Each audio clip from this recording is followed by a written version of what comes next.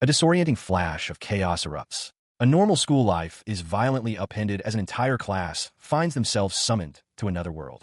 Amidst the roaring confusion, a young woman in royal attire, Princess Philia, urges Lord Haruto to hang on as he struggles to cast a complex magical sigil. The vision continues, showing Haruto recoiling in shock as his childhood friend is bound by glowing magical restraints, screaming as she is transformed into his familiar.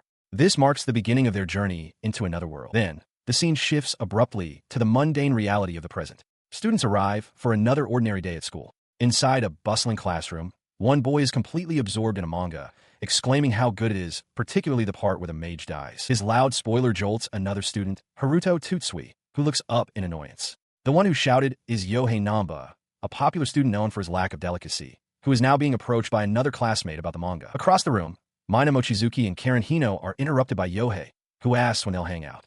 Hino deflects, citing his basketball club duties, which he dismisses by boasting about his talent. Ignoring him, Mina turns and approaches Haruto's desk, asking if he has a second. She stands before him with a serious expression, holding out a plain white envelope. She asks him to give it to his mother, first addressing him formally as Tutsui-kun, then softly correcting herself to the more familiar Haru. He stares back, completely perplexed. His confusion is mirrored by Yohei Namba's irritation. Watching from his seat, Yohei scowls, wondering aloud what their deal is. Haruto, meanwhile, can only manage a hesitant sound, unable to process the request. Another classmate, Megumi, explains to a friend that Haruto and Mina are childhood friends. This information only seems to annoy Yohei more, who complains that even a loser like Haruto gets perks. His friend, Sho, calmly tells him to return to his seat. With the exchange over, Mina walks away from his desk to stand by the window. An uncomfortable silence settles between them as Haruto watches her go, his expression troubled. He is broken from his thoughts by Sho, who leans over and observes quietly that for childhood friends, he and Mochizuki-san seem pretty awkward. He is lost in thought about his awkwardness with Mina when his classmate Karen leans in with a wry smile. She remarks that if she were childhood friends with a beauty like Mina, she'd be thrilled. She then glances toward Namba, telling him to understand his place as a social outcast.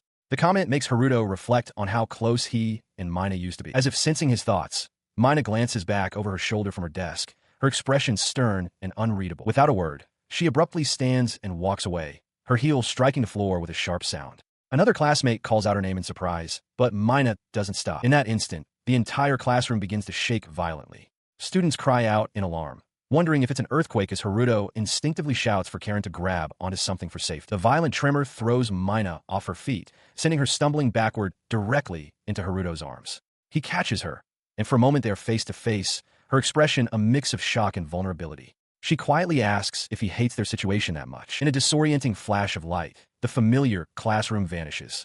The students find themselves huddled on a cold, stone floor in a dimly lit chamber.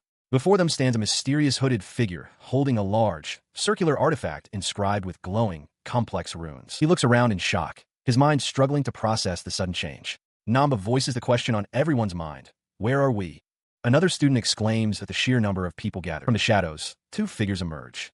One is a young woman in regal attire, who looks upon the students with a pained expression, murmuring that this can't be. The students are captivated by her beauty. Beside her, an older, scarred man in armor addresses her as Princess, urging her to explain the situation to the heroes. She steps forward, composing herself. With a clear voice, she greets them all, introducing herself as Philia Elmond, the first princess of the Kingdom of Elmond. Her words hang in the air.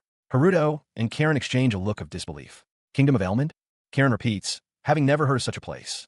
As other students murmur in confusion, Haruto can only think, no way, while a faint magical light begins to glow between his hands. Standing before the assembled students, Princess Philia formally addresses them from a grand balcony overlooking a fantastical city. She confirms their suspicions, stating that this is a world different from their own and that, following ancient legends, she has summoned them all to serve as heroes. Her words send a shockwave through the crowd. Haruto stares in disbelief, the phrase summoned to another world echoing in his mind. Beside him, Karen Hino seems thrilled, remarking how exciting it is and just like the story she's read. She asks Haruto what kind of powers he thinks he has, but he can only manage a stunned no in response. Another student, trembling, questions what she even means by heroes. The students' reactions vary wildly. Yohei Namba angrily dismisses the situation as nonsense he's heard in manga, telling his classmate Sho to calm down. Sho, however, remains analytical, pointing out that no mere magic trick could transport their entire class.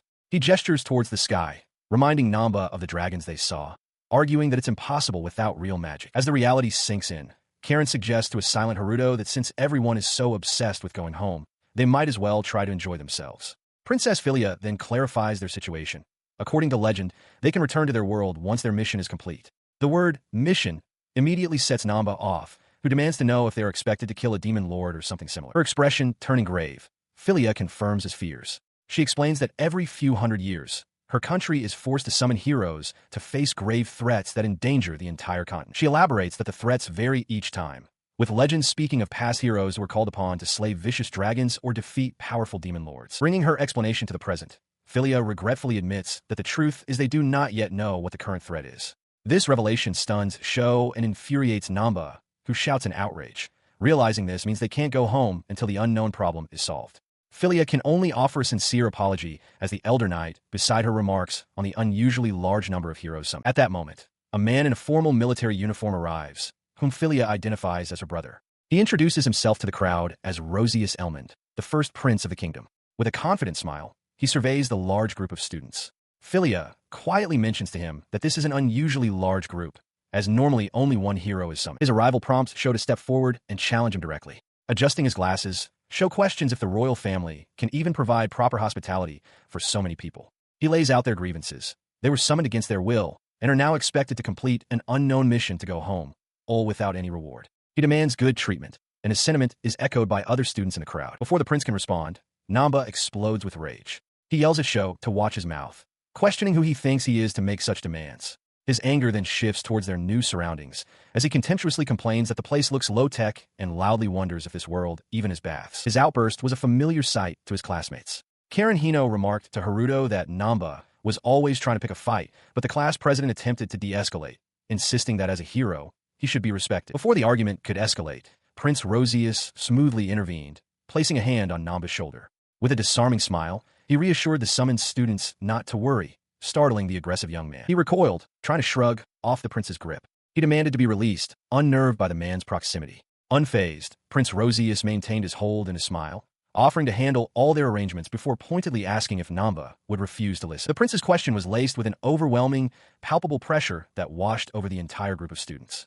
They flinched in unison, their faces contorted with fear and shock. Unable to withstand the invisible force, Namba finally broke, stammering his compliance. Prince Rosius addresses the assembled students, his voice carrying over the crowd. He states that he does not know what desires people from another world might hold. In response, a girl named Megumi enthusiastically raises her hand, shouting that she is right there.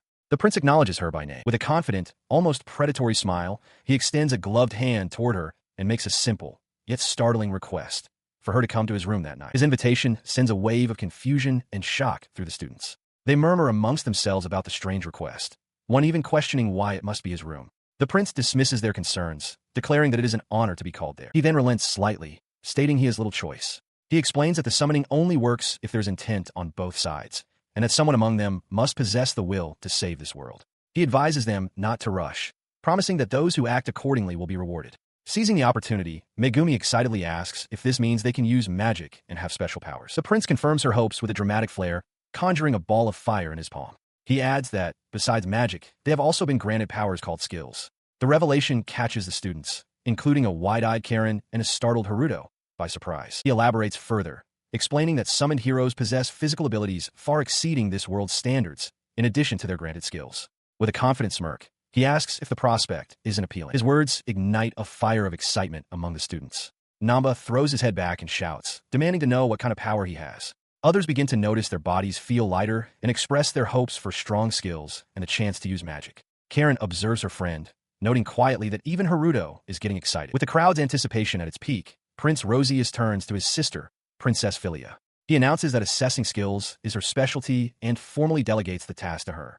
Philia simply agrees, ready to begin. In response, a complex, glowing sigil shaped like an eye materializes in the air, directly in front of her own eye, pulsing with latent power. The sigil activates, causing luminous panels of text and symbols to appear before each of the students, revealing their newfound abilities. As the students stare in awe and confusion, Philia observes the results and declares that, as expected of heroes, they all possess wonderful skills. She explains that since the students all come from a world without skills or magic, it would be best to demonstrate. Yohei Namba, his excitement visible, eagerly asks what kind of power he has. The princess turns to him, confirming that his power is indeed incredible. Despite her praise for Yohei, she then looks directly at Haruto Tutsui, asking if he would mind assisting them.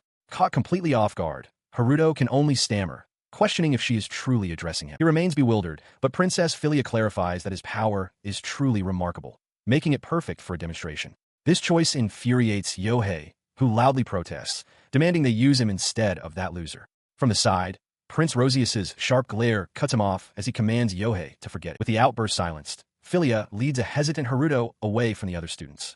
He nervously asks what he needs to do to help, and she simply instructs him to look at what is ahead of them. His eyes follow her gesture, widening in sudden, profound shock at the sight. Before them stands a massive, reinforced cage. Inside, a large, striped beast stirs, rattling the bars with its powerful movements. The creature lifts its head, revealing the snarling maw of a great white tiger, its eyes glowing with feral intensity. The other students recoil, murmuring in fear and awe. Princess Philia calmly identifies the creature as a Raigal. She explains that even at this young age, it is a B-rank monster, equivalent to 100 soldiers, and when fully grown, it becomes a dangerous beast capable of rivaling a dragon. A terrible feeling washes over Haruto as he begins to understand. Prince Rosius remarks that a hero's power would normally be useless against such a high-rank opponent, but with Lord Haruto's particular skill, he should just barely be able to use it. The implication leaves Haruto speechless. He is suddenly shoved forward as Philia instructs him to hold his hand out toward the Raigal. The cage door clangs open. The beast lets out a deafening roar, and Haruto desperately pleads for them to wait. He trembles before the roaring Raigal, his face a mask of terror. A voice reassures him that he can activate his power simply by saying the word, but Haruto can only stammer for them to wait. With no other choice, he thrusts his hands forward as a magical seal glows brightly behind him, and bellows the single command, "Submit." The command word reverberates with power, causing the glowing runes on the cage's magical lock to flare with blinding light before shattering. A wave of energy washes over the assembled students as Haruto stands alone before the cage. He looks down at his own hands, a sense of awe spreading across his face as he realizes the incredible power he just unleashed. The Raigal's ferocious roar subsides into a low growl. As the cage door swings open, Haruto realizes with a jolt that the lock has completely vanished. To everyone's shock, the beast, now utterly docile, emerges and affectionately rubs its head against Haruto's side, purring contentedly. His classmates can only stare, dumbfounded by the impossible sight. The Raigal playfully pushes Haruto to the ground and begins licking his face. As he lies there stunned, Princess Philia watches with a knowing smile. She remarks that a hero should possess the power to make anyone submit, her thoughts lingering on the implications of his ability. Haruto, Tutsui, and his classmates were abruptly summoned to another world, their mission as heroes laid bare, to fight a coming calamity. In this new reality, Haruto was granted a unique power, a skill called TAME, allowing him to command monsters. His first test of this ability was a formidable, tiger-like beast. As he faced the creature, Princess Philia observed, stating that with his power as a hero, he should be able to make any opponent submit. Nearby, Mina Mochizuki watched the confrontation with a look of deep concern. The tense moment passed. Haruto's skill was a success, and he now sat calmly on the stone floor, gently stroking the massive, subdued tiger. From a distance, Mina, Karen Hino, and Princess Philia looked on. Karen approached him, amazed that he had completely tamed the beast. Haruto, finding the creature surprisingly cute, was then prompted by Karen to give his new familiar a name. He briefly considered Raidu to its tiger-like appearance, but quickly dismissed the name as too unoriginal. While they spoke, Yohei Namba urged Karen to demonstrate her skill for the princess, but another student mentioned he'd already had his checked. Karen then revealed her own ability, synthesis, explaining that it simply makes her better at mixing things. Though she felt it was plain, Haruto offered encouragement, certain she would master it. His thoughts drifted, wondering about the powers his other classmates possessed. As if in answer, Namba stepped forward with a roar. He unleashed his power, physical enhancement, shattering a thick stone wall with a single punch. He stood back, admiring his work, clearly impressed by his own simple, powerful skill. Pleased with his display, he swaggered over to Sho, mockingly asking what kind of skill he received, doubting it could be as good as his own. Sho, with a placid expression, simply warned him to step back. The reason for his warning became immediately clear. A large chunk of stone, dislodged by Namba's earlier punch, fell from above and struck another student squarely on the head. Namba watched in shock as the student cried out in pain. As Karen rushed to tend to the injury, Namba realized she must possess a healing skill. Watching the scene unfold from a distance, Sho adjusted his glasses, understanding what he had just witnessed. His own skill was future sight, allowing him to see moments into the future. Meanwhile, Philia remarked to Mina that her magic enhancement was an incredible, top-tier skill on par with Namba's physical power. Mina only responded with a quiet sigh.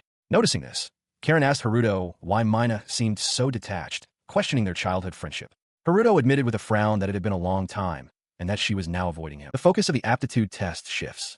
Yohei Namba smugly suggests Mina Mochizuki for the next demonstration, putting her on the spot. Princess Philia instructs her to fire a spell at a practice target, but Mina hesitates, confessing she has never used magic before. The princess then amends her instruction, telling Mina to first visualize the element of fire. To illustrate her point, Princess Philia unleashes a powerful blast of magic herself, striking the target with enough force to leave it smoking. The other students watch in awe, murmuring about whether the princess is always so reckless, and noting the broad-minded nature of the highborn. Watching the display, Namba grins, declaring he understands how it's done. As he holds out his hand, flames begin to flicker into existence. Mina looks on in surprise, while Philia, alarmed, tells him to wait. His confidence proves premature as the small flame instantly erupts into an uncontrolled inferno. The other students cry out in fear from the sudden, intense heat. Mina shouts his name, urging him to extinguish it quickly. Struggling against the blaze he created, Namba quickly casts another spell, Aqua Ring. A massive torrent of water bursts forth, dousing the flames with a loud hiss. As the steam clears, Prince Rosius steps forward with a placid smile. He reassures the students not to worry, confidently stating that he is present and can handle any situation that gets out of hand, which earns him admiring sighs from some of the girls. His presence does little to calm the tension for everyone. From the crowd, Haruto calls out encouragement to Mina, promising to take care of things if anything happens. Before she can respond, Namba aggressively grabs her wrist, shoves her forward, and yells for her to just do it already. The forceful act triggers something catastrophic. A vast, glowing magic circle erupts from the floor, engulfing Mina. She screams as the raw power surges, and the force of its activation sends the other students flying backward. As chaos consumes the hall, Prince Rosius's calm demeanor shatters. He recognizes the phenomenon immediately, shouting that her skill is going berserk. With grave urgency, he commands everyone to restrain the hero, as Haruto watches with a look of helpless fury. A powerful magical circle flares to life, trapping Mina within its glowing confines. On one side, Haruto strains against the immense energy, recognizing the incredible power of a hero. He realizes that at this rate, both he and Mina will be overwhelmed as she cries out in pain. As the energy surges, Princess Philia looks on with alarm. She understands that if Haruto uses the hero's skill, someone will be chosen as a target. A sharp pain suddenly courses through her, causing her to cry out. She turns desperately towards the students, pleading with Haruto by name. He looks over, startled, as he hears both Philia and Mina calling for him amidst the chaos. His classmates, including Karen and Namba, can only watch, their faces etched with confusion and concern as they turn their attention to him. Namba steps forward, questioning Haruto about the skill called TAME. He equates it to brainwashing, pointing out that it would turn Mina into a mindless pet, just like his own tiger familiar. As Philia urges Haruto to hurry, the horrifying truth dawns on him. If this continues, the mana will consume Mina and transform her into a monster. He hesitates, grappling with the morality of turning a person into a familiar. His hand clenches into a fist as he watches Mina's struggle against the overwhelming magical force. His indecision is broken when Karen grabs his shoulder, shouting that there is no time to hesitate. Seeing Mina's agonized expression, Haruto's face hardens with resolve. He rushes to Princess Philia's side, taking her hand and asking if the process is the same as when he tamed his familiar, Rai. She confirms it is exactly the same. From a distance, the prince watches with a satisfied smile, thanking Haruto for proceeding. Steeling himself, he stands before Mina and invokes the skill, shouting the command, Tame.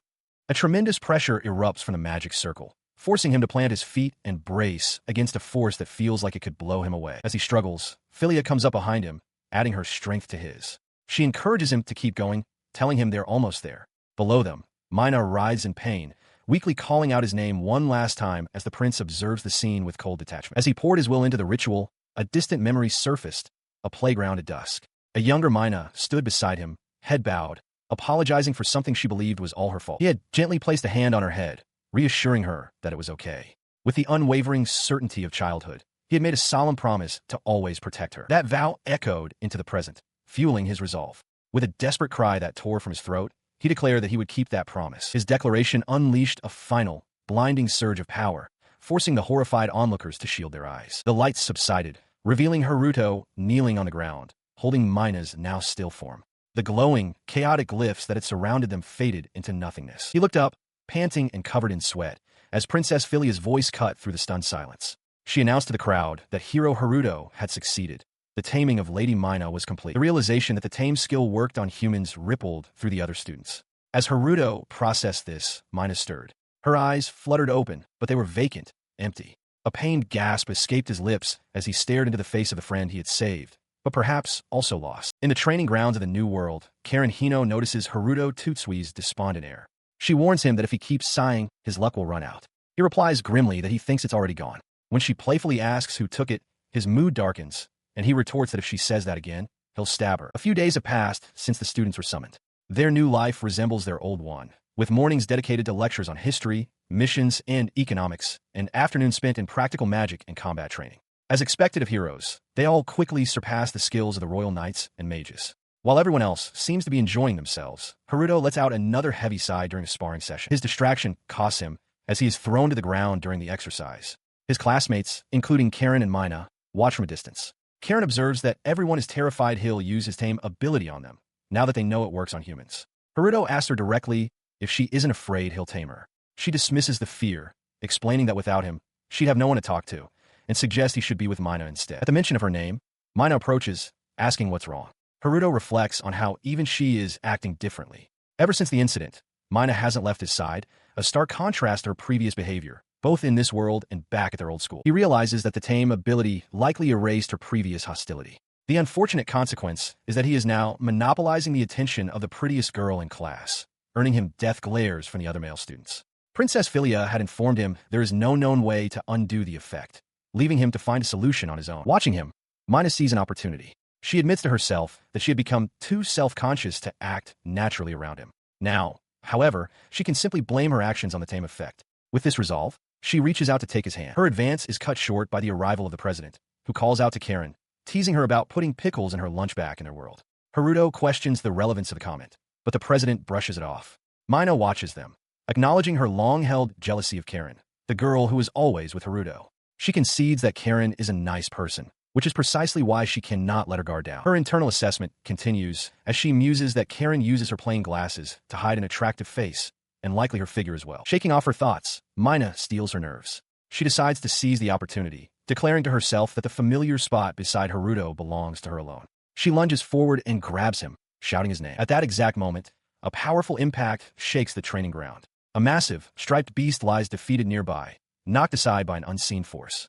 Yohei Namba stands casually over it, offering a simple, unapologetic apology. Haruto can only stare, stunned by the sudden and overwhelming display of power. He stood stunned by the display of power, only for Namba to turn with a smug grin, claiming his magic had merely slipped. Beside Haruto, Sho began muttering a complex sequence of movements, seemingly analyzing the event, leaving Haruto utterly perplexed. His confusion was shattered when a new spell, Fire Arrow, erupted nearby. A volley of flaming projectiles streaked through the training grounds, forcing him to look on in alarm. The sudden barrage caught everyone off guard. Namba and the other students flinched in surprise, their eyes wide. His own expression hardened as he registered the unexpected threat. As the fiery projectiles rained down, a concerned voice called out, asking if anyone was hurt. A chorus of replies quickly confirmed that everyone was safe. With the immediate danger gone, Mina turned to Haruto with a playful look. She teased that he was supposed to step in and tell the others not to fight over him. Sweating, Haruto could only admit that he supposed it was technically his fault. Their conversation was cut short by a smooth, condescending voice. Prince Rosius had appeared, flanked by two female students, a chilling smile playing on his lips. He remarked that this wasn't good, as heroes shouldn't be fighting amongst themselves. Enraged, Namba stepped forward to confront the prince, whom the other students called Logus. He accused Rosius of messing with their girls again. Unfazed, Rosius claimed he was merely greeting the ladies and coolly offered to be Namba's opponent if he had a problem with it. Sho quietly explained to Haruto that challenging the prince was useless, recounting how Rosius had instantly crushed other students who tried. He noted that the prince's future sight and physical enforcement were impressive, but his praise was overshadowed by Rosius's intense, knowing gaze fixed upon them from across the field. As Haruto and Prince Rosius observe, it becomes clear that Mina Mochizuki has fully mastered the magic enhancement skill.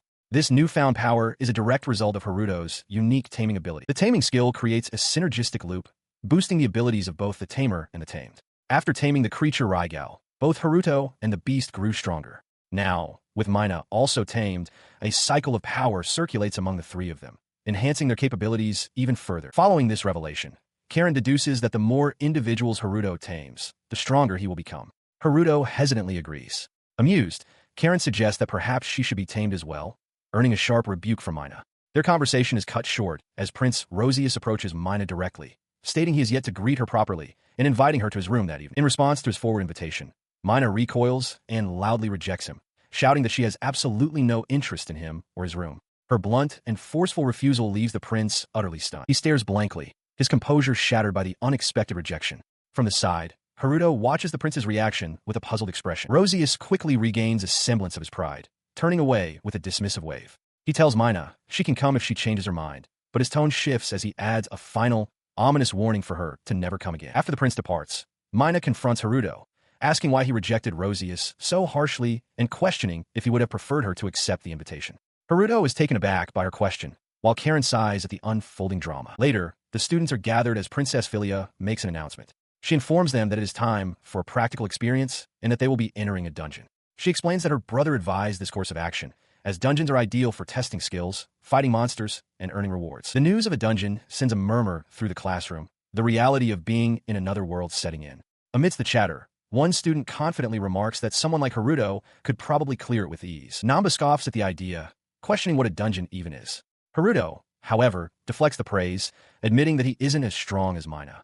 Hearing this, Mina gives him a warm smile, pleased that his mood has improved. As the students listened, Princess Philia began her explanation. She described dungeons as ancient ruins imbued with magical energy, places where one could find rare magic items, but also face dangerous traps and monsters. She elaborated on the nature of the threat, explaining that the deeper one ventures into a dungeon, the denser the magic becomes, and, consequently, the more dangerous the monsters that dwell within. The princess then detailed the ranking system.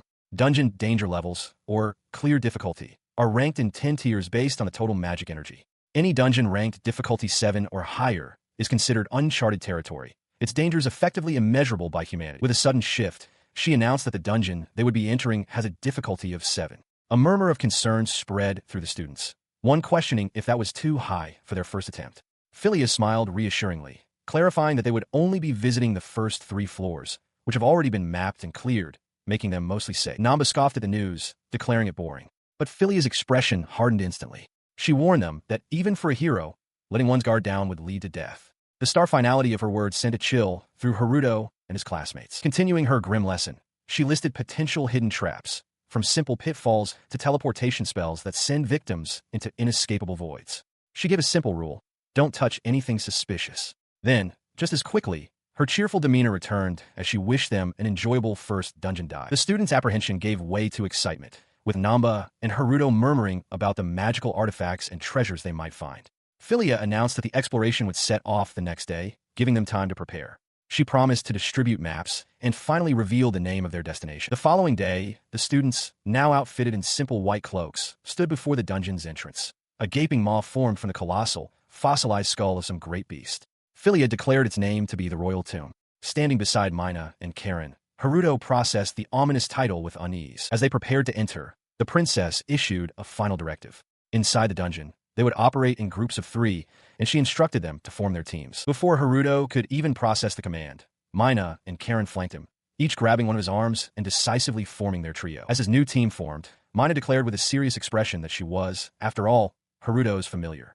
Karen, with a sly grin, playfully added that if Haruto were to abandon her, she'd have no choice but to join the group of students left without a team. Their bickering drew the attention of others at the dungeon entrance. Haruto, attempting to placate them, insisted that teamwork was important and urged everyone to get along. Mina, however, turned to him and asked if he was unhappy with the situation. From the side, Yohei Namba watched their exchange in silence. His gaze hardened, shadows falling across his face as he stared at the newly formed trio with an intense, unreadable expression. Before anyone could react further, a chilling presence descended upon them. Haruto, Mina, and Karen froze, their faces contorted in shock as a monstrous, toothy grin materialized in the darkness just above their heads. Under the light of a full moon, Prince Rosius explains his reasoning to Yohei Namba. He states that Haruto Tutsui is dangerous, and the existence of a hero who can tame humans would cause unnecessary political friction if it became public knowledge. Namba, agitated, demands to know why he was summoned. The prince calmly acknowledges Namba's dislike for him, asking him not to be so hostile. He continues, revealing that the most important reason for their meeting is to keep Haruto Tutsui under control. Namba's eyes widen in shock and confusion, a bead of sweat forming on his temple. Rosius confirms Namba's unspoken question, stating that the reason Namba is not allowed to leave the palace is precisely to keep Haruto's existence a secret. Namba listens, his expression grim. With a faint, sinister smile, the prince delivers his command. He wants Hero Yohei to eliminate Haruto. The order leaves Namba utterly speechless, his face a mask of disbelief. Rosius acknowledges the difficulty of the task, noting that beyond Haruto's own strength, Namba will have a hard time because Mina Mochizuki is constantly by his side. He then places a small, dark object into Namba's hand, formally entrusting him with the mission. Namba looks down at the item, his expression still one of shock. Turning to gaze at the moon, Rosius sets the timeline. They will strike tomorrow. He coldly rationalizes that no one will blame Namba if one person goes missing during the expedition. His words hang in the air as the scene shifts to a dark, cavernous dungeon. A large group of students, including Haruto, Karen, and Princess Philia, proceed cautiously, their way lit by glowing orbs. The prince's sentiment echoes in the dangerous environment. Accidents are common in the dungeon. Princess Philia addresses the group, reminding everyone to watch for traps and monsters. She establishes a protocol. If anyone in a three-man cell is injured or goes missing, it must be reported immediately. Nearby, Haruto apologizes to her, feeling guilty for forcing her into the dangerous lead position, but she insists it is not his fault. A flashback reveals the events of 2 hours prior. At the dungeon entrance, Sho explains to the princess that the lead is the most dangerous spot, as they must engage enemies first and cover any retreat. He argues that the strongest person should therefore be at the front. This conversation, overheard by Namba, reveals the calculated manipulation that placed Haruto in the most perilous role. Princess Philia confronts Yohei Namba, explaining that with the kingdom's elite guard assigned to the front, Haruto Tutsui is the logical choice for the vanguard. She pointedly asks Namba if he would be comfortable with a dangerous freak who can tame humans watching his back, causing his expression to harden with shock and realization. Meanwhile, Haruto apologizes to Mina and Karen, feeling guilty that they are stuck in the dangerous front position because of their association with him. Karen dismisses his concern, stating she wouldn't want to team up with anyone else, while Mina firmly adds that as is familiar, this is exactly where she belongs. His friend's reassurance does little to quell the tension as the group stands before the dungeon's dark entrance. Haruto notices Namba's hesitation and asks if something is wrong. Namba deflects, turning the question back on Haruto and asking if he's the one getting cold feet. Their tense exchange is cut short as a horrifying swarm of monsters erupts from the cavern's depths. A cacophony of screeches fills the air as winged beasts and a large, horned creature charge toward the students, who react with cries of alarm. As the horde surges forward, Mina steps up without hesitation. She thrusts her hands forward and unleashes a torrent of magic, shouting for a firewall to intercept the monstrous wave. Her spell proves effective. The other classmates, demonstrating the prowess expected of heroes, handle the remaining monsters without issue. The first stage of the dungeon raid proceeds smoothly, and the group stands together, victorious over the initial assault. With the initial threat neutralized, the party ventures deeper into the dungeon. They soon arrive before a large, ornate archway framing a swirling, dark portal. An older guide accompanying the students announces that this is the gate to the lower floors. He advises them to take a break, warning that the monsters ahead will be much stronger. As the others process this, Princess Philia gazes at the ominous portal with a deeply worried expression. Deep within the dungeon, the adventuring party takes a moment to recover. Spread out on blankets, the exhaustion is palpable on every face. Haruto Tutsui observes the scene, noting that everyone is worn out, a sentiment Mina Mochizuki quietly affirms. He turns his attention specifically to his friends, asking Mina if she is okay. His gaze then shifts to Karen Hino, who is resting nearby, prompting him to ask about her condition as well. Mina hesitantly confirms that she supposes she is fine. She then admits her exhaustion, bluntly asking to borrow his lap for a pillow. Startled by the request, Haruto suggests that she and Karen could use their tamed beast, Rai, as a pillow instead. In response to his suggestion, Karen loudly objects, declaring that Raichan is for one person only as she possessively hugs the creature. Mina watches with a tired, unamused expression while Haruto looks on. He sighs in resignation, agreeing to Mina's request. Taking this as her cue, Mina then leans in extremely close, her face just inches from his, creating a sudden, heart-pounding tension between them. Just as quickly, she pulls back with a sharp movement, announcing that she was only joking. With her eyes closed, she adds that even if she has been tamed, she still has her boundaries, leaving Haruto looking surprised. Her sudden reversal leaves her flustered, and she quickly backpedals, stammering that she supposes it would be okay after all. From their resting spots, Karen wonders aloud if it would be acceptable if they were alone, while Haruto points out that they are in public. The reminder sends Mina into a spiral of panic. She inwardly berates herself for blowing the moment, lamenting her inability to act naturally. She questions why she is always like this, her thoughts racing with regret. Her visible distress catches Haruto's attention. He leans closer, his voice filled with genuine concern as he asks if she is all right. Startled, Mina insists she is fine, but he presses on, noting that she looked pale. His words trigger a fond memory. Mina's expression softens as she recalls a time long ago when he showed the same care, realizing with a gentle smile that he remembered. Karen proudly presents a custom potion she has created. She explains that it's designed to restore both mind and body while reducing physical damage. Haruto, however, recoils slightly, his expression filled with skepticism as he recalls the many failed concoctions she made him test in the past. To ease his worries, Princess Philia steps in, using her appraisal skill. She confirms that the potion's effects are exactly as Karen described. Relieved, Karen suggests it must have great synergy with compounding, while Haruto looks on, acknowledging the usefulness of the princess's ability. With their doubts assuaged, the students drink the recovery potion. The results are instantaneous. Namba shouts in amazement, feeling more invigorated than ever. As Karen smiles, pleased with her success, a hooded figure approaches Namba, asking for the item that His Highness had given him. He obliges, handing over a small, spherical device. The hooded man takes it and announces, "Now, let us begin." The sphere in his hand immediately begins to glow, startling Namba, who demands to know what it is as the others look on in confusion. As the light intensifies, a horrifying realization dawns on Namba. He recognizes it as a teleportation trap and questions the identity of the man before him. The hooded man calmly instructs him to throw the device away before it activates. Panicked, Namba hurls the glowing orb away from himself. The man watches this unfold with a subtle, knowing smirk. The activated trap soars through the air, heading directly for Haruto, who looks up in wide-eyed shock. He catches the sphere. In the next instant, his face contorts into a wide, sinister grin, an expression utterly alien to him. His friends can only stare, bewildered by his sudden, terrifying transformation. He cries out in agony. The strange device fused to his hand. The pain is immense, and he realizes with horror that he can't let it go. As his friends call his name in panic, he grits his teeth and roars for both of them to get back. But his warning comes too late. Mina and Karen grab onto his arms, refusing to abandon him as a powerful force begins to pull them all inward. He curses in frustration, his face contorted with desperation. Mina meets his gaze with fierce loyalty, reminding him that she is his familiar and will not let him go alone.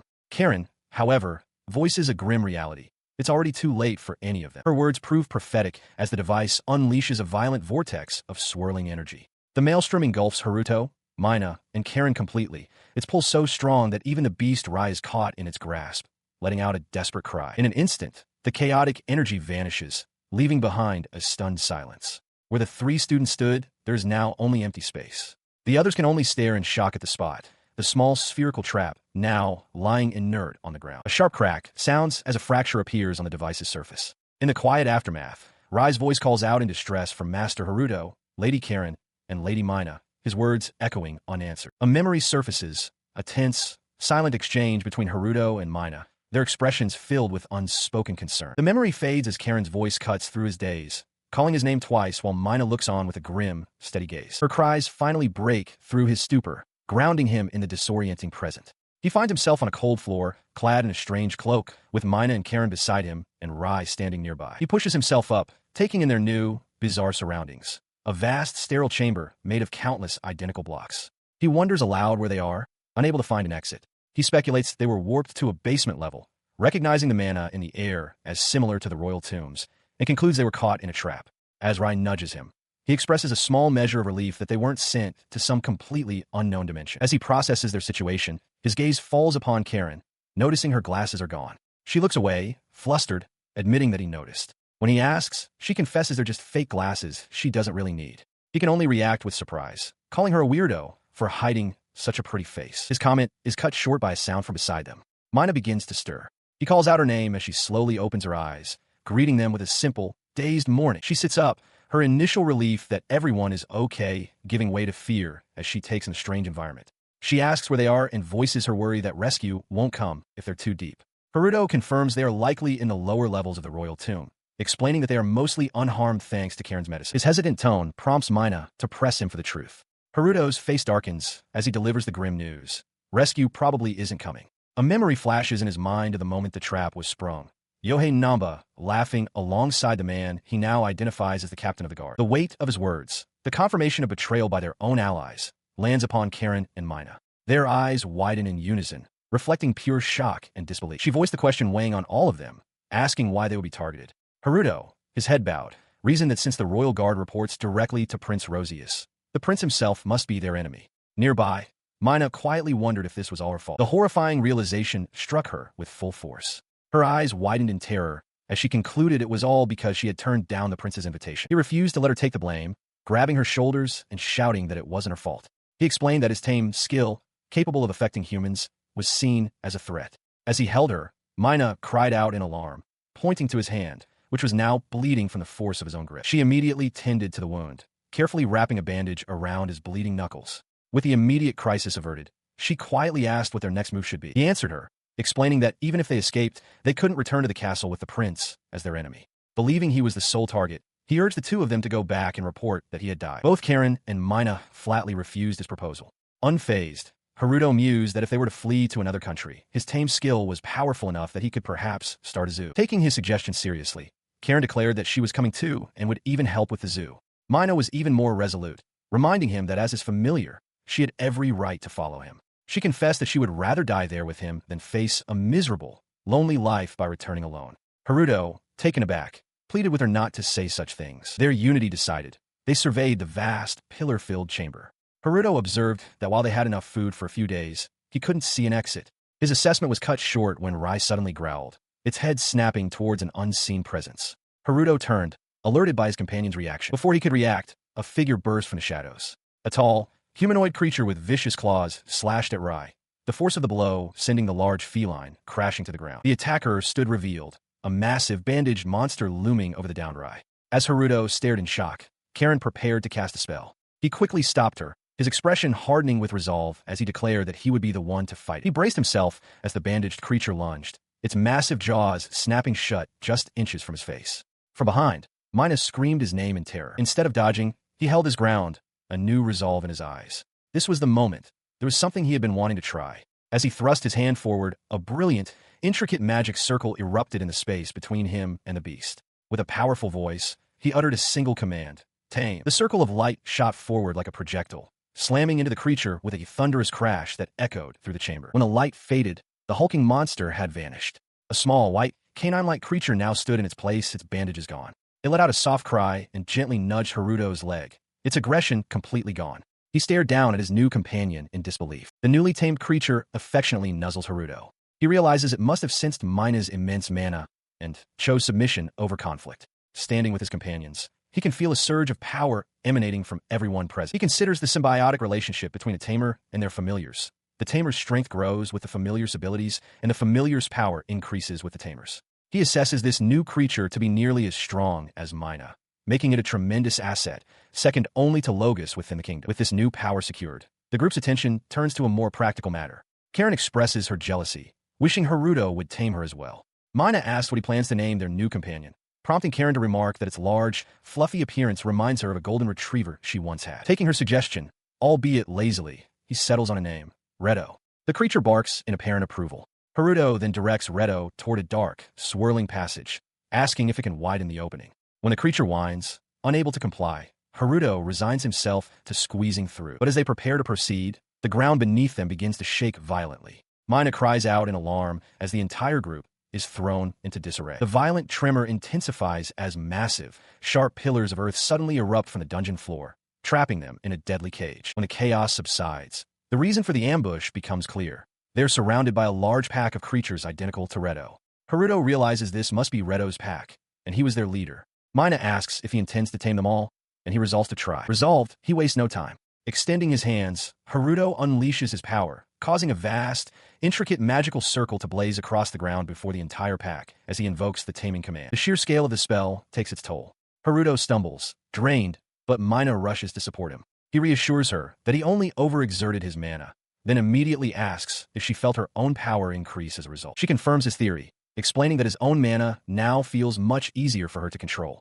As she speaks, a physical manifestation of this newfound power appears in her hand, a complex, crown-like construct of pure, sparkling energy. She calls out his name, Haruto.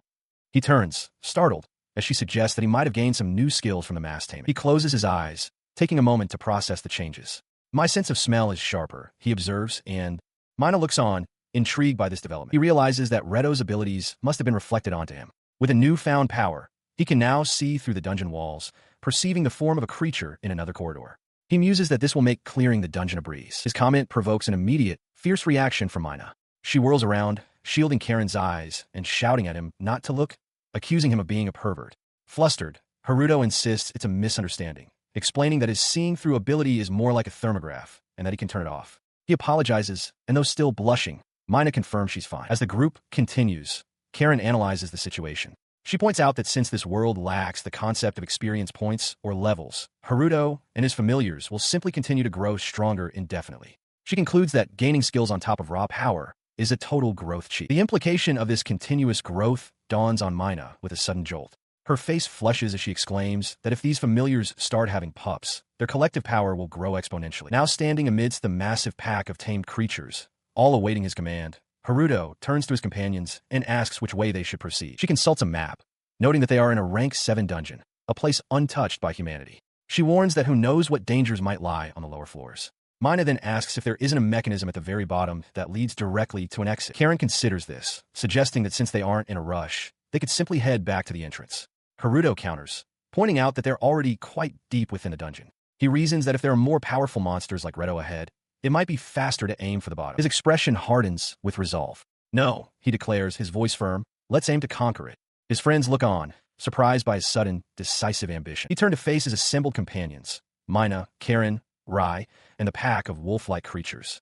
Acknowledging the immense challenge ahead, he asked if they were truly prepared to follow him down such a dangerous road. In the tense silence that followed, both Mina and Karen's expressions hardened with resolve. He watched them, a single bead of sweat tracing a path down his temple as he awaited their response. Karen was the first to break the silence, affirming her loyalty without hesitation.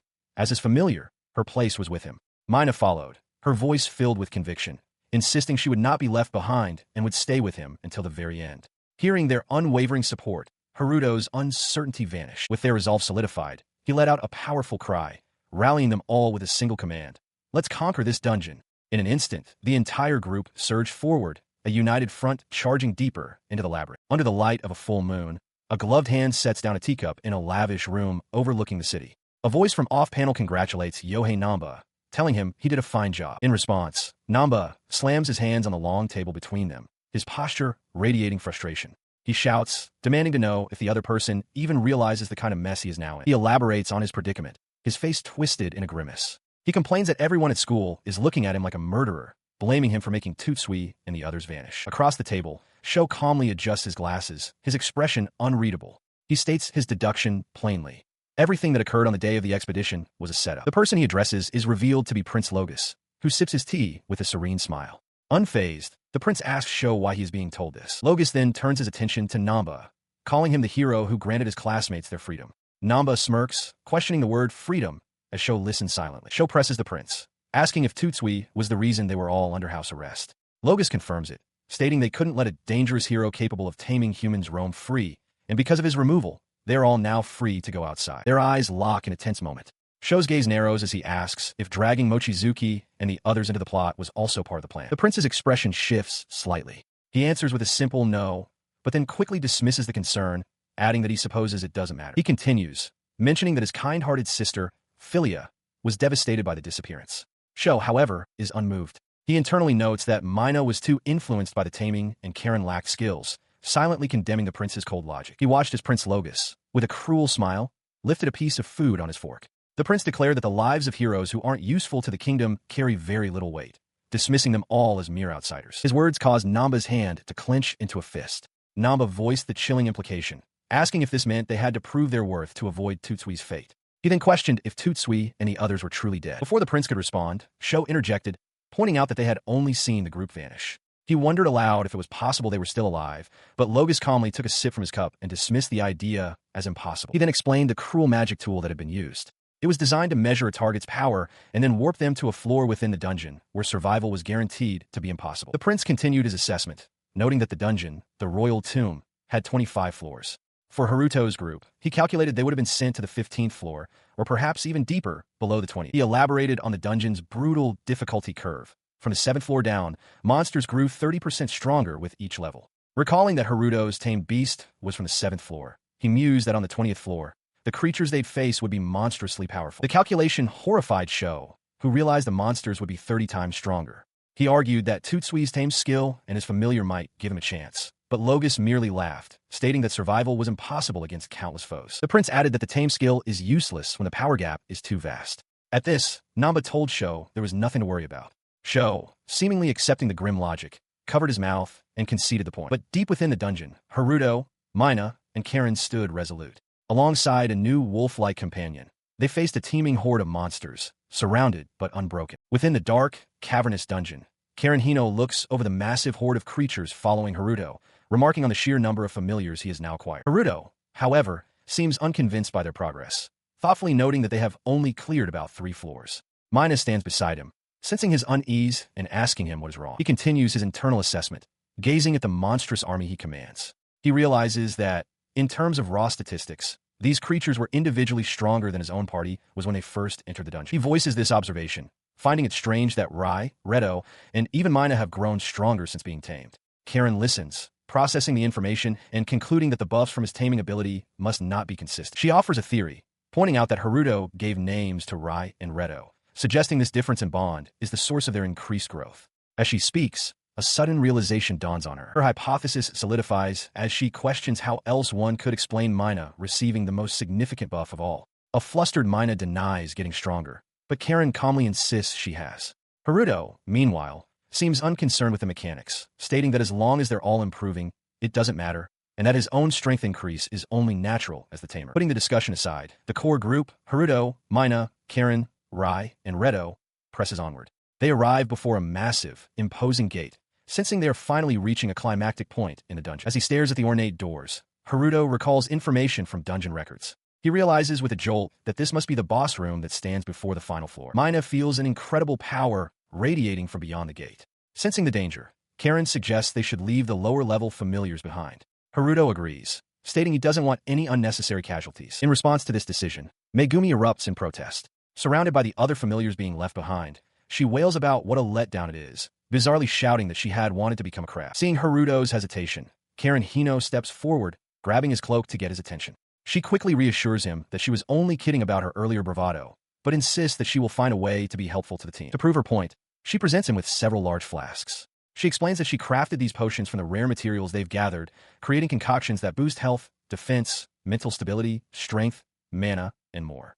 With a determined look, she urges him to drink up, and he agrees. She presses one of the potions into his hands, her gaze intense as she reminds him that fighting isn't the only way to be a valuable member of the party. Taken aback by her earnestness, Haruto can only agree. Moments later, he and Mina are charging forward at full speed, each mounted on a large feline beast. As they race through the dungeon, Haruto uncorks the flask and offers a word of thanks for the support. He takes a large gulp of the potion, immediately grimacing. He notes its awful taste, a sentiment Mina seems to share as she drinks her own portion beside him. Despite the foul flavor, a confident smile spreads across his face. He can feel the power surging through him, certain that the potion will grant him the strength he needs for the coming battle. Their rapid advance brings a new landmark into view, a massive, conical mountain. Its peak smoking like an active volcano looms in the distance. In an instant, the scenery warps around them.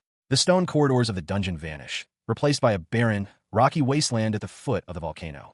The sudden, jarring teleportation leaves the group stunned and confused. Haruto and Mina stare wide-eyed at their new surroundings, their minds struggling to comprehend what just happened. The abrupt shift in environment has caught them completely by surprise. Before they can even react, the ground before them erupts violently. Earth and rock are thrown into the air as a massive, unseen threat bursts forth from beneath the surface, launching an immediate ambush. He and Mina stared up in disbelief as the ground shattered before them. Erupting from the earth was a colossal beast, its head thrown back in a deafening roar that shook the very air. Its powerful, scaled body dwarfed them completely. The realization struck Haruto with the force of a physical blow. It was a dragon. At the bottom of the dungeon, a massive, ornate gate looms. The group suddenly realizes Haruto has vanished from their side. Mina, her face etched with worry, calls out his name. From ahead, Haruto's voice rings out, checking if Mina, Rai, and Redo are all right. He then sprints forward with fierce determination, shouting his intent to tame the colossal beast before him. The dragon responds with a deafening roar, unleashing a powerful shockwave that sends the other students flying back in chaos. The force of the blast slams into Mina and her feline mount, sending them tumbling violently through the air. Taking cover, Haruto and Mina stare in disbelief at the creature's overwhelming power. Haruto realizes with a shock what they are facing, a dragon. He turns to the others, declaring his plan to try taming it again, despite the previous failure. He asks them to buy him some time.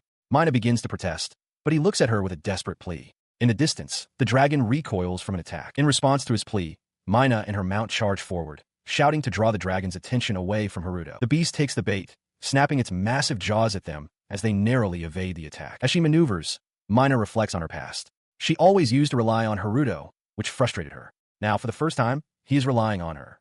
This realization fills her with resolve. Determined to be of use, she invokes a new power, Fire Scale. Her mount is instantly engulfed in blazing, fiery scales. "Dragon Warm," she cries, feeling an immense power surging through her. At the same moment, Haruto's hand begins to glow as he feels a corresponding surge of energy. "Nice, Mina," he exclaims, recognizing her crucial support. He stood before a colossal, glowing magic circle, his arms outstretched as he attempted to tame the great beast. Within the dragon's immense eye, his determined form was reflected, a lone figure against overwhelming power as a great roar echoed around him. His consciousness was suddenly pulled into a dark, empty void. Disoriented, he wondered where he was.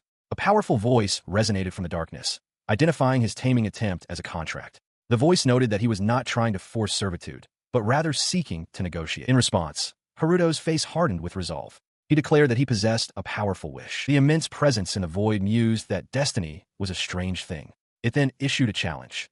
If Haruto could grant its wish, he must prove it. A bead of sweat ran down his face as he realized the dragon possessed a profound intelligence. As he grappled with this revelation, Mina watched in the physical world as the colossal dragon suddenly dematerialized, vanishing completely. Startled by the abrupt disappearance, Haruto called out her name. The danger having passed, the group found themselves back at the dungeon's entrance. Mina, relieved, thanked Haruto and declared the battle over. He, however, looked back at her with confusion, asking what she meant. His uncertainty was replaced by a firm resolve. Standing beside Mina before a newly opened, brightly lit gateway, he gave the command, "Let's go." Together with their companions, they prepared to step into the unknown. Haruto, Mina, and Megumi arrive in a vast, ornate chamber, recognizing it as the bottom floor of the dungeon. As Haruto and Mina take in the grand architecture, Megumi's eyes sparkle with excitement as she wonders aloud if there is any treasure to be found. Her excitement abruptly turns to terror. With a sharp cry, she grabs onto Haruto's cloak, startling him. He whirls around, demanding to know what's wrong, completely caught off guard by her sudden panic. Before them on a massive throne sits a colossal, draconic creature, its form both regal and menacing. A large, horned skull rests by its side. The being's voice, deep and resonant, fills the chamber, acknowledging their presence. "So, you have come, heroes." Haruto instantly recognizes this as the true form of the dragon they had just fought. Megumi, however, identifies the creature from her studies as Mephiris, the holy dragon, famed for stopping a past calamity. She questions why such a revered being would be here, only for Mephiris to fix them with a glare and declare that it is the fault of heroes like them. The dragon's accusation hangs in the air as she reveals that she was sealed in this very land by a hero of the past. The revelation strikes the three students dumb, their expressions frozen in shock. Megumi voices their collective confusion, asking why a hero would imprison a being meant to fight the calamity. Mephiris explains that her power has waned over the long years of her imprisonment, which is why she could only manifest the weaker, illusory form they previously encountered. She adds that, despite this, many heroes have been summoned for that very purpose. She continues, revealing a grim history. The calamity has only struck 3 times in the last millennium, yet heroes are summoned endlessly. Without a true calamity to face, some of these summoned heroes, ignorant of the summoner's true motives, began to persecute innocent beings, mislabeling them as the threat. Megumi listens, horrified, realizing Mephiris is just one of their victims. The truth settles heavily upon Haruto. He clenches his fist as the pieces fall into place. If they've been lied to about the calamity, then the prince and the entire kingdom are their enemies. He knows he needs power to confront them. His friends agree, acknowledging how vague the promise of their return home has always been. His resolve hardening, Haruto turns back to the sealed dragon and announces his intention to act. Megumi protests, reminding him of the difficulty they faced against the mere illusion. Unwavering, Haruto states that he can do it because he made a promise. He steps forward, placing a hand on the crystalline prison. Cracks instantly spiderweb from his touch. Mephiris watches, her eyes wide with disbelief, as she asks if he truly intends to break her seal. She watched as the students conferred amongst themselves. The buff she had granted was potent, but it was not enough. Megumi anxiously asked Haruto if he knew how to break the seal, but he admitted his ignorance.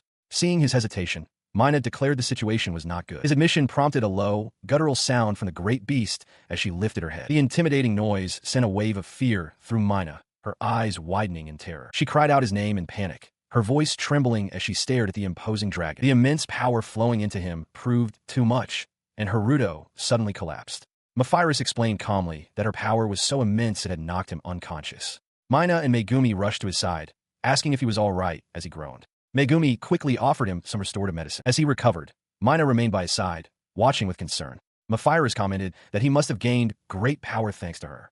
Haruto looked at his own hand, acknowledging the incredible surge of energy coursing through him, but a sense of doubt lingered. He turned to the sealed dragon and apologized, admitting he still lacked the strength to free her.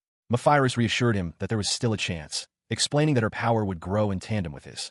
She urged him to become stronger, and when he questioned how, she revealed she knew of a perfect place for him to go. She directed him towards a place called Paradise. It was a dungeon, she explained, a place where powerful monsters gathered, making it the perfect location for him to train and grow stronger. The dragon continued, revealing the dungeon's true significance. Paradise was a rank 9 dungeon, and within its deepest reaches lay the sealed Archfiend, the very calamity from 2 centuries past. The students stared, utterly shocked by this revelation. Still reeling, they questioned the terms rank 9 and calamity. From her sealed position, Mephiras clarified, stating her belief that humans ranked dungeons on a scale from 1 to 10. The Holy Dragon's words sent Haruto into a panic. He cried out, demanding to know how the seal could be breaking, his mind fixated on the dire consequence. If the Archfiend is released, the continent will face total destruction once again. She explained that a magic tool designed to attract monsters is hidden beneath the Archfiend's seal. Normally, the gathered creatures would drain its mana and weaken it. Instead, the Archfiend has begun to drain the mana from the monsters to store its own power. At this rate, she warned, the seal will soon be destroyed. He seized on this information, suggesting they should go retrieve the magic tool. The dragon flatly rejected the idea. There wasn't a chance, she stated, as he was far too weak. She then presented an alternative, noting that their current, meager equipment was unreliable. With a gesture, she commanded them to take what she offered. Her offer of new equipment stunned Haruto, Mina, and Megumi into silence, their eyes wide with disbelief and awe. Now clad in powerful new adventuring gear, the trio stands ready. Haruto takes the lead, flanked by his determined friends, as the Holy Dragon's voice booms, sending them off on their quest and anointing them as heroes. Within a dungeon, Yohei Namba stands over the remains of defeated monsters, his sword planted in a creature's skull. He scoffs that his foes are far too weak. From the back of the chamber, Sho calls out to him, suggesting they take a break as the others are exhausted.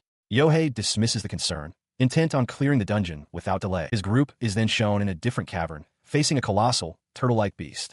It is explained that as elite heroes, they have been tasked with challenging a higher difficulty, an unmapped rank 5 dungeon. Sho, his hand near his mouth in apprehension, questions the sudden escalation, asking if they are certain about the dungeon's rank. He is immediately rebuked by Yohei, who calls him a chicken and insists everything will be fine, as the kingdom will provide maximum support. Yohei declares that clearing this dungeon is their chance to show the world the power of the heroes, making their names known across the continent. As he speaks, the massive creature's maw begins to open, and Sho realizes the true danger they face. The creature's jaw gapes wide, revealing rows of terrifying teeth. Faced with the immense threat, Sho steels himself, acknowledging that they have no choice but to fight. Their female companion observes them, thinking to herself that Yohei's strength grows daily while someone named Kakeru's future sight lasts longer. She believes he must have foreseen this situation. Yohei, smirking confidently, tells them to leave it to him and Sho, asserting that the two of them are in a league of their own. The scene shifts to a view of a bustling port city, overshadowed by a colossal, dark structure on a distant mountain. Yohei's face appears in an overlay, declaring that if there is a calamity within, he will crush it. Below, Haruto, Mina, and Megumi gaze at the sight, with Megumi letting out an excited yell. They walk through the lively streets of the town. Haruto identifies it as Cask, the settlement at the foot of the dungeon known as Paradise. Megumi observes that it's bustling with adventurers hoping to strike it rich inside. Her imagination runs wild, picturing heaps of treasure guarded by a dragon. She remarks that she can see why people would risk their lives for such incredible rewards. Haruto then explains their mission, referencing a map of Paradise. He notes that it's a single-floor dungeon where monsters get stronger closer to the demon at the end, making it a perfect place to test their skills. However, he clarifies their true goal. They're only going to the deepest level to weaken the demon and recover artifacts that will reinforce its seal. Filled with resolve, Megumi agrees enthusiastically. Haruto and Mina express their own confidence, noting that their new gear has made them much stronger. As they prepare to proceed, an unseen person calls out, asking if they are adventurers. The person who stopped Haruto and his companions is a cheerful young woman in a maid's uniform. She asks if they need a place to stay, and Mina suggests they talk to her. The woman introduces herself as Lisa and enthusiastically recommends the kurie, offering a discount and an extra dish for dinner to entice them. Her sales pitch works, and Lisa happily declares it's settled for 3 guests, which confuses Haruto. Mina notices Karen seems troubled, but before she can inquire further, Mina herself gasps, her face flushing bright red. Completely baffled, Haruto bluntly asks if she's a closet pervert, prompting a flustered denial from Karen. Following Lisa, the group arrives at the Kurii, a respectable-looking 2-story building. As they walk towards it, Mina is still reeling from Haruto's words, the accusation of being a closet pervert echoing in her thoughts. Inside, their guide leads them to their room. With a grand flourish, she announces that there is only one room left available in the entire inn. The room itself contains only 2 beds. The revelation leaves the girls stunned. Haruto, still failing to grasp the situation, turns to Mina and again teases her about being a pervert. Lisa apologizes, explaining that they are fully booked. Unconcerned, Haruto points out that since they are all in the same party, he fails to see what the problem is. His oblivious question hangs in the air. Later, the 4 sit at a table in the inn's common area, the lodging situation still unresolved. Haruto lets out an exasperated sigh, frustrated by the awkward complication. Gathered around a circular table in a warm, well-lit room, Haruto and his companions, Mina, Karen, and a new young woman, are presented with an extravagant feast. A maid, Lisa, stands behind Haruto with a welcoming smile, encouraging them all to dig in. The sight of such plentiful food leaves them wide-eyed with shock for a moment before they all begin to eat with gusto, expressing their gratitude for the meal. Overwhelmed by the simple pleasure of a proper meal, Haruto breaks down in tears. Beside him, Mina and Karen watch with expressions of gentle understanding. He recovers and thanks Lisa, remarking that he now understands why her inn is fully booked. She clarifies that the town's current crowding is due to recent excitement. As they talk, Karen chews thoughtfully, commenting on how rough adventurers have it, having recently subsisted on nothing but dry bread. Haruto's words suddenly clarify the situation for his companions. The hero is coming to town. The news shocks Mina and Karen. Lisa confirms it, adding that even the royals are coming. The group realizes with dread that word of them clearing an uncharted dungeon has spread, and now they face the expectation of conquering the dungeon known as Paradise. Mina suggests they leave town, but Karen is resolute. She insists they still have time and must use every moment. Her goal, she explains, is to recover an artifact from the depths of Paradise that is weakening a seal. To do so, they must first grow stronger by taming more monsters. The discussion continues. Haruto questions whether the kingdom even knows about the artifact, and Karen notes that the local populace is certainly unaware that an archdemon is sealed within Paradise.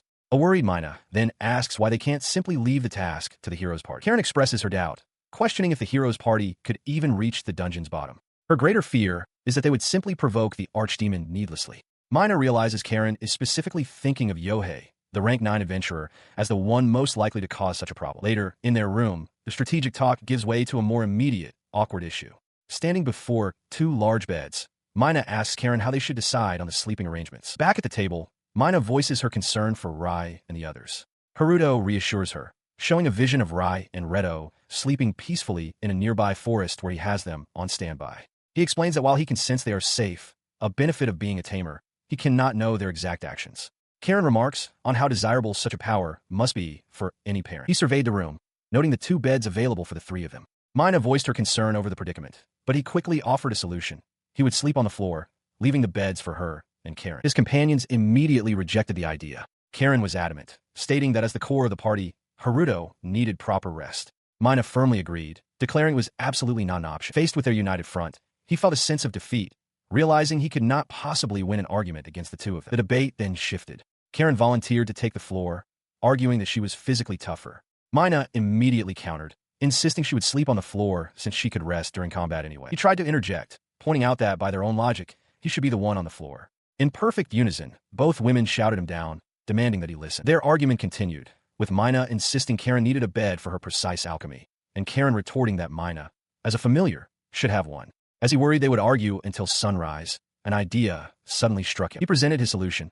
If they pushed the beds together, there would be enough room for all 3. To his complete astonishment, both Mina and Karen eagerly agreed as night fell outside. The plan was executed. He now lay rigidly in the middle of the combined beds, with Mina on one side and Karen on the other, all 3 staring up at the ceiling in silence. Breaking the quiet, he wondered aloud if they could actually sleep like this. A flustered Karen told him to be quiet, insisting they could. Mina, however, admitted to being nervous and asked if her heartbeat was too loud. He thought to himself that it was indeed loud. A powerful thumping filled the air, and he couldn't tell if the frantic heartbeat was his own or if it belonged to one of the girls beside him. He lies rigid in the dark, his eyes wide with shock as a hand beside him clenches the bedding in a tight, frustrated grip. The source of attention becomes clear as the girls argue. With a sly grin, Mina tells Karen to come over a bit more, reassuring her that it's fine since she's smaller and can make room for Haruto. Karen, however, glares back, insisting that Mina is crowding her and has moved too far over. Caught in their crossfire, Haruto stares ahead in silent panic. Karen pleads with him, saying he knows better, while Mina casually encourages him to just use the space efficiently. His name is whispered from both sides, their faces uncomfortably close in the darkness. The proximity is overwhelming. His face flushes as he internally screams, questioning the cruel twist of fate that forced him into the middle position. He curses his terrible luck. A simple game of rock, paper, scissors had sealed his fate. The loser had to sleep in the middle. And so, inside the quiet building, the long, tense night wore on. Inside an inn, Haruto Tutsui sits up in bed, flanked by Megumi and another young woman. The morning light streams into their shared room. He lets out a weary sigh, a look of exasperation on his face, while his companions on either side appear slightly abashed. Later, clad in adventuring gear, the trio makes their way along a path through a dense forest with massive, pale-bark trees. As they walk, Megumi wonders aloud where Rai and the others are. Haruto explains that he just called for them, clarifying that if he calls out in his mind, his familiars will respond. He notes that the connection doesn't work if they're too far away. The other girl is amazed that he can hear his familiars' thoughts. Just as Haruto assures them they aren't far, he senses their approach. In response to his call, not just Rai, but an entire horde of monstrous creatures thunders towards them through the trees. The two girls cry out in alarm at the overwhelming sight. Megumi shouts, asking if this isn't far too many. Haruto observes the creatures, realizing they want to get stronger by being tamed by him. His other companion worries that such a large group will attract a subjugation squad from the town, but Haruto agrees, a determined look on his face as he raises a hand. He unleashes his power, repeatedly commanding the horde to tame. The force of his will radiates outwards, striking the assembled monsters. His command washes over the entire clearing, each creature enveloped in the light of his taming skill. With the task complete, Haruto calmly says, "Good work," and then dismisses the newly tamed creatures. They vanish in a flash of light, leaving his companions speechless. However, one creature did not disappear, a formidable white-winged reptile.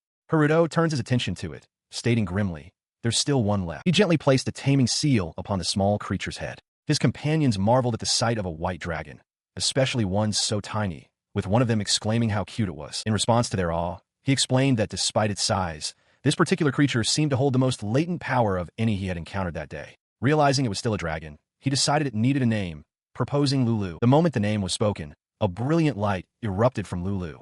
The small wyvern began to grow at an astonishing rate, its body expanding in a flash. Before he could react, the now enormous Lulu playfully seized him in its jaws. He shouted in protest, demanding to be put down as his friends watched in panic. Instead of releasing him, the wyvern launched into the sky, carrying him on its back. As his friends called out his name from below, he looked down from the clouds, amazed by the breathtaking view of the city stretching out beneath them. Their sudden appearance in the sky did not go unnoticed. From the ground, an intense gaze followed their flight. The feeling of wonder was shattered by a sudden, overwhelming wave of bloodlust. Looking toward its source, Haruto saw a monstrous, horned behemoth rising over the city. In response to the threat, Lulu unleashed a powerful roar. Haruto, Mina, and Megumi arrived before a grand, imposing structure flanked by two enormous, armored statues. The bustling square confirms their location. Megumi looks up in awe, exclaiming that this is the Adventurers Guild. As they approach, they discuss the necessity of registering as adventurers to enter the dungeon. Mina voices her concern that the kingdom might discover them, but Haruto reassures her. He explains that the guild is an independent organization, so they should be safe. Megumi adds that specific details about the heroes haven't been leaked anyway. His expression hardens with resolve. Haruto is glad for the lectures they received at the castle. Without proper registration, the guild would hunt them for trespassing. The urgency of their situation weighs on him. The seal on the great demon could break at any moment. He tells the others they must hurry. Inside, a stern-looking woman behind a counter finishes their paperwork. She announces that the registration for the three of them is complete and slides their newly issued guild cards across the desk. As they walk away, Mina expresses her surprise at how simple the process was, having expected some kind of test. Haruto, however, seems to have anticipated this, stating calmly that a test won't be necessary. The registrar calls out to them, offering a piece of advice. She warns them to be extremely careful if they're heading to a place called Paradise, as high-level monsters have recently begun appearing even on the shallow floors. She then suggests that for detailed information on Paradise, they should consult an information broker. Hearing this, Mina leans in and whispers to Haruto, urging him to hurry so they can recover the magic tools. He quietly agrees. Following the registrar's advice, they find a man who immediately holds up 3 fingers, demanding 3 copper coins. Haruto is taken aback by the upfront fee. The man scoffs, asking if he looks like he's running a charity and clarifying that this is his information fee. His fee established, the broker asks what they wish to know. He offers them a choice: a map of Paradise, intelligence on the monsters within, or even some information about the deep zones. He pauses, sizing up Haruto and Mina with a shrewd gaze. He remarks that they don't look like the type of people that average adventurers could afford to cross. He leaned forward, admitting with a grim finality that he had no information on the deep zones. No one, he explained, had ever made it that far and returned. With a shrewd look, he made them an offer. If they succeeded, he would pay handsomely for the intel they brought back. Leaving the broker's office, the group walked through the bustling city streets. Mina noted that in the end, they hadn't obtained any solid leads and asked if they were heading to Paradise immediately. Haruto considered this, replying that they had at least managed to get a map of the cleared areas. He then confessed that, to be honest, the massive taming session from that morning had completely drained his mana. Stating his desire to be at full strength before they proceeded, he suggested they explore the town for the rest of the day instead. Megumi's face lit up at the idea. She threw her arms wide with excitement, declaring that since they were in another world, they should make some fun memories. Haruto smiled, agreeing that it was a good idea. With their new plans set, the party began to wander through the town. The blonde warrior pointed toward the peculiar shop filled with strange artifacts and skulls, its sign shaped like a stylized cat's head. Inside, Megumi gleefully presented a small, skull-like object to Mina, whose expression soured with unease. In the background, Haruto watched their interaction, a bead of sweat forming on his temple. Their tour of the town's shops continued, the companions browsing through various displays of armor and adventurers' clothing, taking in the sights of their new environment. Walking along another street, Megumi mused that prosperous towns must have access to the best materials. She announced her plan to brew some excellent potions once they returned to their inn. Her blonde companion wondered aloud if that meant the potions would taste better as well. The thought sparked a sudden realization in the warrior. She let out a nervous laugh, struck by the possibility that if Haruto used his taming skill on the ingredients, making them taste better might actually be achievable. Haruto and the others listened, intrigued by the novel idea. Their conversation was interrupted as their eyes fell upon a poster plastered to a brick wall. It advertised a local hot spring, its scenic image capturing the group's full attention. He and his companions arrived at the hot spring, a lush, open-air bath surrounded by ancient trees. On the women's side, Megumi expressed her delight, exclaiming that this was her first time in such a place. The armored girl beside her eagerly agreed. Mina looked on, sharing in their happiness. On the men's side, however, the atmosphere was different. Haruto, already in the water, found himself surrounded by other bathers, including Namba and Sho. The men grilled him with questions, demanding to know where he lived and if he was alone, commenting that they didn't recognize him. The pressure was intense. Stepping towards the steaming water of a natural hot spring, Mina expresses her disbelief and delight. She remarks that it's the best, wondering how many days it has been since she last soaked in a proper tub. As she settles into the spring, she finds Megumi already submerged, her face a mask of pure bliss as she enjoys the soothing warmth. Her blissful expression suddenly vanishes, replaced by wide-eyed shock. Megumi stammers, exclaiming how impressive they are when seen in person. From nearby, Mina calmly asks if Megumi is referring to Karen, speculating that back in their world, Karen must have used a chest binder to avoid standing out. Karen confirms this, explaining that in her old world, she did cosplay and was even a bit famous in that scene. The binder and glasses, she admits, were for hiding her identity. Now, she finds talking about it embarrassing, feeling like a cringy past life. Mina immediately refutes her embarrassment, insisting that it's not like that at all. It's amazing. She declares that being famous for something is respectable. Megumi reflects on this, admitting that if they're talking about surprises, she never would have guessed Karen was a cosplayer. However, she adds that the truly unexpected thing is how open-minded Mina is about it. Her thoughts then shift to Haruto, remarking that he is actually quite dependable. The comment makes Mina blush and quickly stammer that she didn't mean it in a weird way. Across the spring, Haruto relaxes with Namba and Sho. Composing herself, Mina agrees. She elaborates that while he can be rough, his quick decisions made their journey reliable, adding that he has always been that way. She continues her praise, recalling how Haruto was always caring and popular with the neighborhood kids, even spending entire days finding owners for stray cats. She notes that even Lisa grew to like him. This description causes Megumi to react with alarm, blurting out that at this rate, he might end up with some little girl. Her shocked outburst was met with a calm clarification from Mina, who explained that it wasn't just little girls who were interested in Haruto. She noted that even the shop girls had been hitting on him during their outing. Karen added that he seems to have gained some confidence and presence recently. She continued, however, that Haruto is so dense he never noticed any of the attention. Mina agreed with a sigh, lamenting that even if he were popular, his complete obliviousness meant he would never actually get with anyone. Her focus then shifted playfully to Karen. Mina embraced her from behind, assuring her it was okay and that she didn't need to hide her feelings, as they were impossible not to notice. A flustered Karen immediately protested, shouting that she didn't care about that at all. Despite her vehement denial, a deep blush was evident on her face. Seeing this, Mina pressed the issue, looking her friend in the eye and asking directly what she thought of Haruto. The direct question made Karen pause. Her expression shifted from flustered to serious, as she quietly asked if Mina was really being serious. In response, Mina's gaze softened, her expression conveying a gentle sincerity as she affirmed that she was. The serious mood was shattered by Karen's renewed frustration. She insisted that she only liked Haruto as a friend, then launched into a complaint about his denseness. She recounted how, after she got a total makeover, his only reaction to taking off her glasses was to blandly state, "Oh, you took off your glasses." She found his lack of awareness terrible. Her complaint perfectly captured Haruto's nature. Elsewhere, that very obliviousness was on full display. As one man loudly declared there was no way a hopeless guy like him could ever be popular, another leaned in close, asking Haruto to call him if he wanted to meet up. Caught between the insult and the advance, Haruto stood in stunned, silent confusion. In the grand throne room of the Elmon Kingdom, King Hills commends his son, Prince Logus, for the successful conquest of the Shadow Dungeon.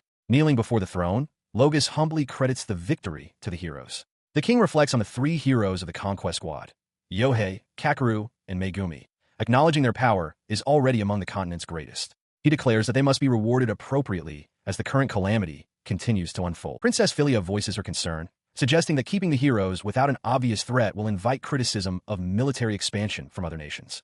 Logus assures her they have already investigated this possibility. He then makes a grave announcement to the court.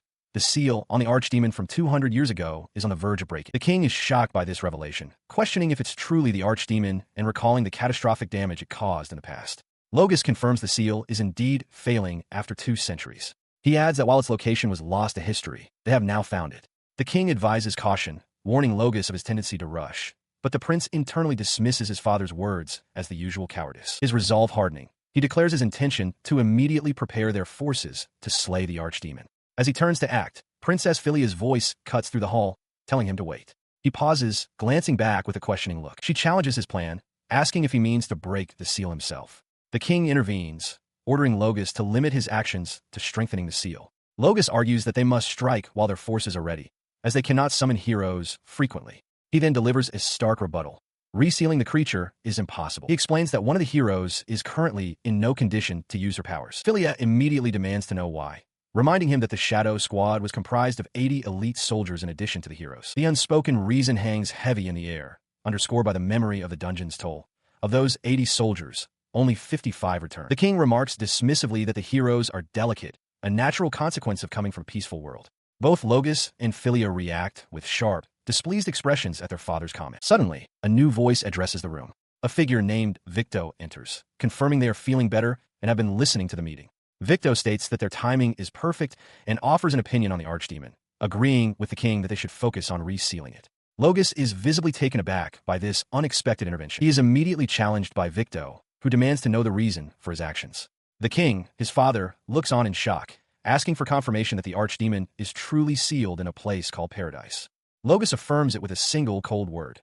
Yes. This confrontation was the culmination of a conversation that began moments before. Victo had explained to the king that he'd received reports of monsters becoming active near the capital, prompting him to gather information on the potential calamity. He noted that the commercial city of Kask lies at the foot of paradise, and the damage would be immeasurable if the seal were to break. Returning to the present, Victo looks Logus in the eye. He acknowledges the prince's admiration for the legendary hero Russell, whose portrait hangs on the wall, but firmly states that the current heroes are not the same. The king elaborates, his voice filled with reverence for the past hero. He recounts Russell's legendary achievements, the extermination of the Oni, kin of the archdemon, and the sealing of the evil dragon. Victo then turns his attention to the king and Princess Philia, offering a path forward.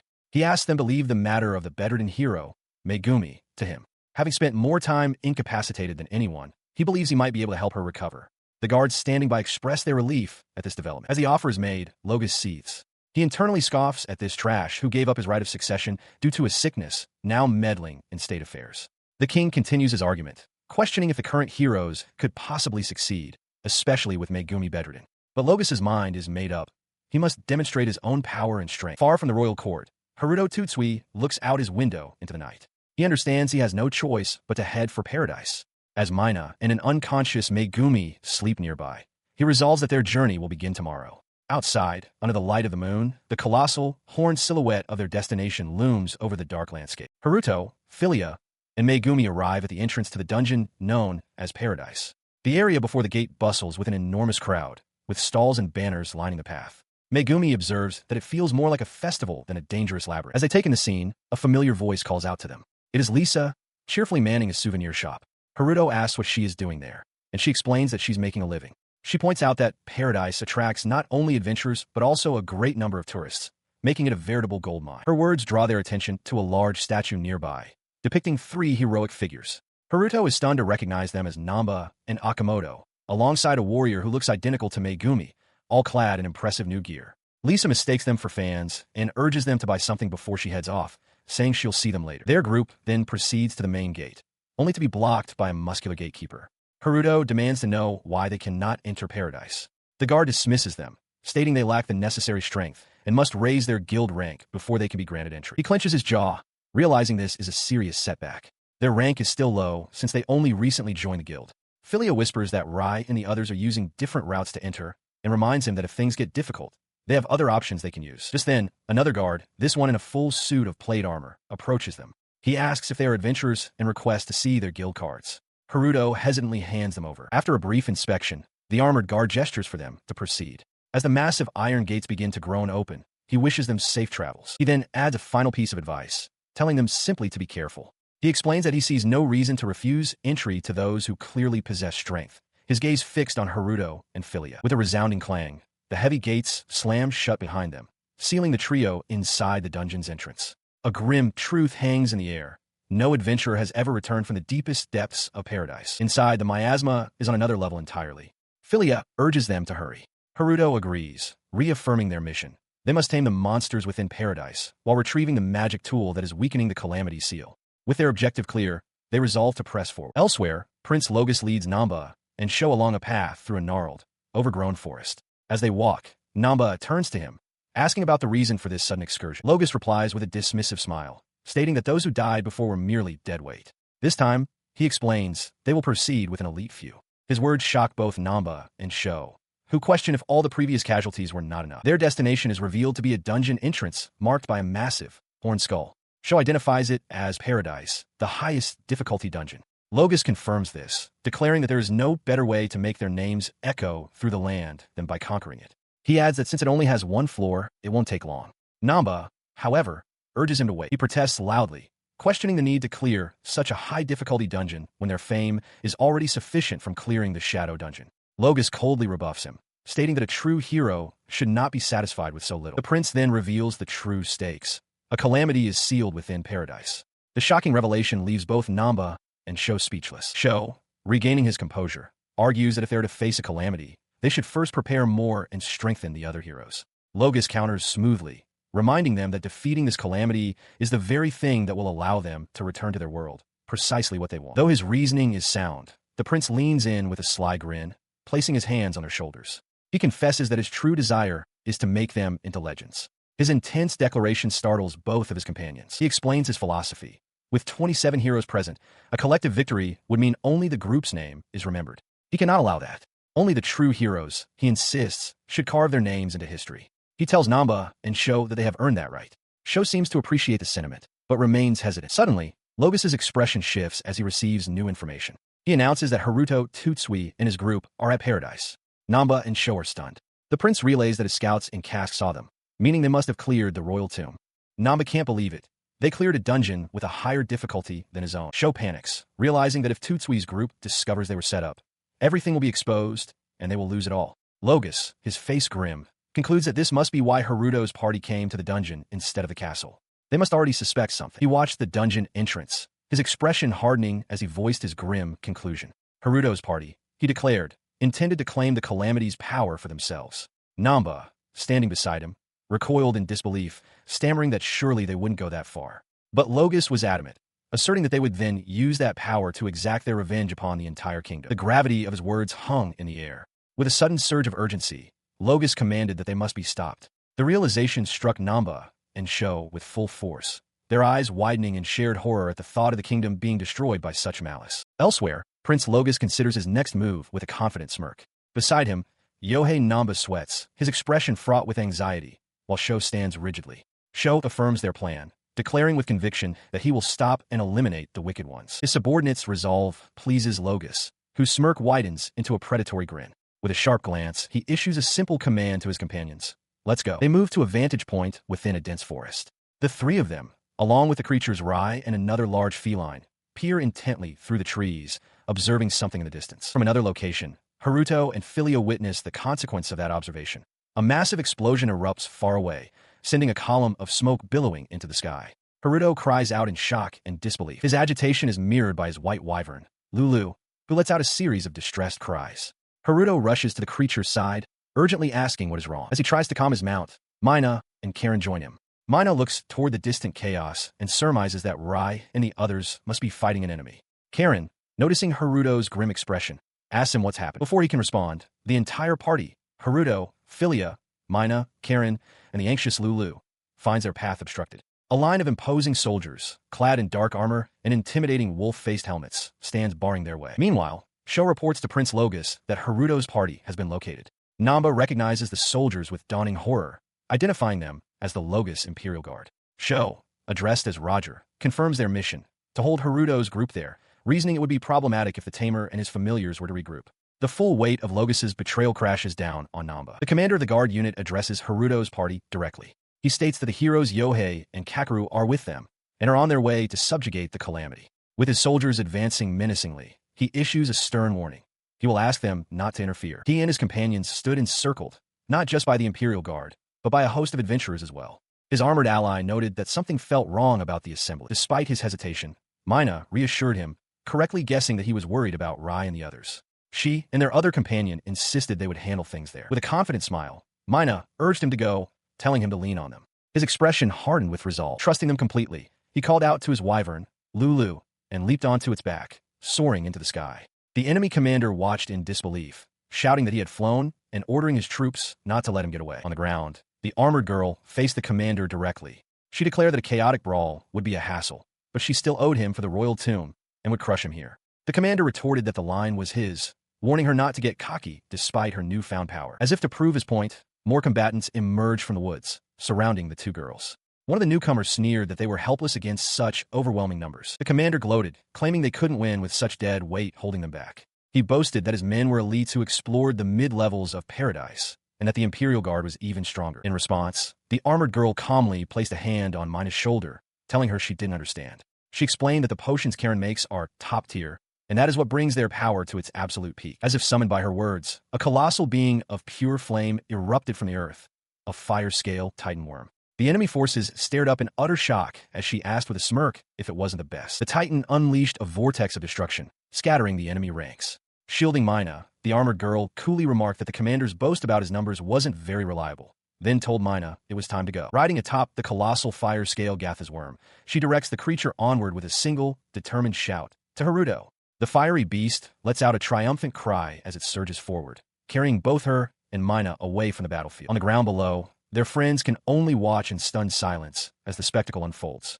Namba, his eyes wide, calls out Haruto's name in confusion, witnessing the fiery escape from the ravaged clearing. Meanwhile, in another location, Haruto stands beside Rai. The large feline creature grows agitated, letting out a low whine and a growl, its instincts clearly sensing a distant disturbance. Back at the clearing, the aftermath of the fiery summoning is stark. The bodies of the wolf-helmed soldiers lie strewn across the ground, defeated and still. Prince Logos arrives to this scene of devastation, his expression contorted with rage. He immediately confronts Namba and the others, sneering with contempt. He questions if they are both blind and stupid before demanding to know if they were the ones responsible for the slaughter. Within the vast, newly formed crater, the opposing forces stood arrayed against each other, the sheer scale of the destruction surrounding them. Their expressions were grim. Sho adjusted his glasses with focus. Prince Logos wore a confident smirk. Yohei Namba's face was twisted in a predatory grin, and Haruto Tutsui's gaze was fixed with determination. As the fire-scale titan worm unleashed a torrent of flame designated Firefall, Haruto cried out in alarm for Mina and Karen, recognizing that their foe was not holding back. Beside him, the armored warrior, Lilat, confirmed her resolve, telling him she hoped he was ready for this. Her readiness was met with a furious roar from Yohei Namba, who bellowed for them not to get cocky and swore he would kill them all. In response, Haruto resolved to use his full power, standing with Lilat to face the threat. Before he could act, Lilat burst into motion, a silver blur streaking across the crater floor with impossible speed, her blade aimed directly toward Namba. Seeing her impossibly fast approach, Sho desperately erected multiple layers of glowing magical defenses. He cried out in disbelief, realizing that even with all his preparations, it was not enough to stop her. Her attack shattered the barriers in a brilliant explosion of force, the magical constructs cracking and disintegrating under the overwhelming power of her strike. From a distance, Rai watched the impact. The blow struck true, incapacitating both of her targets.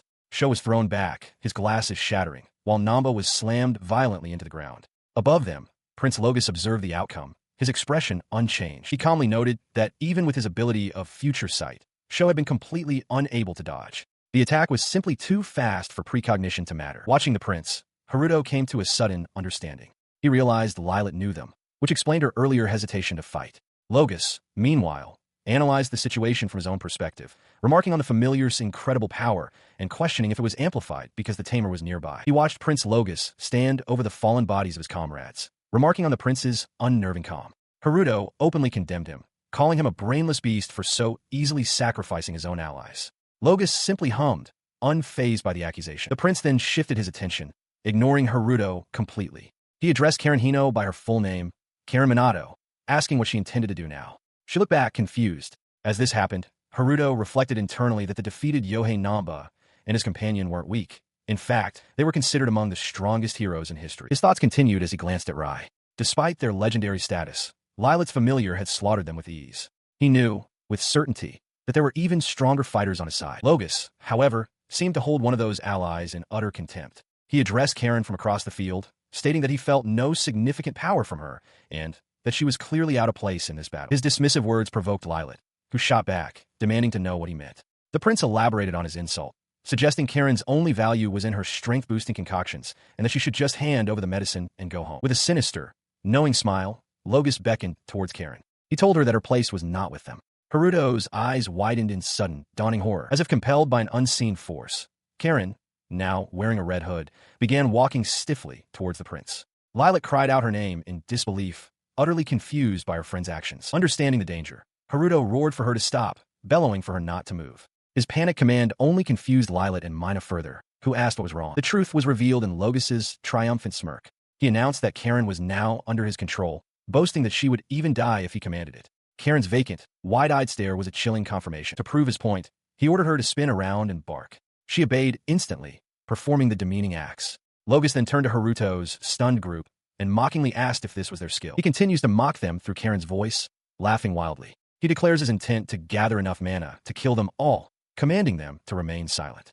As Mina and Haruto watch in horror, Haruto's mind races. He questions how to counter the skill. Perhaps with Rai's speed, they could neutralize him before an order is given, but the method to nullify the skill itself remains elusive. As he grapples with this dilemma, Mina's gaze sweeps over their fallen classmates before settling on him with concern. A sudden resolve hardens Haruto's expression.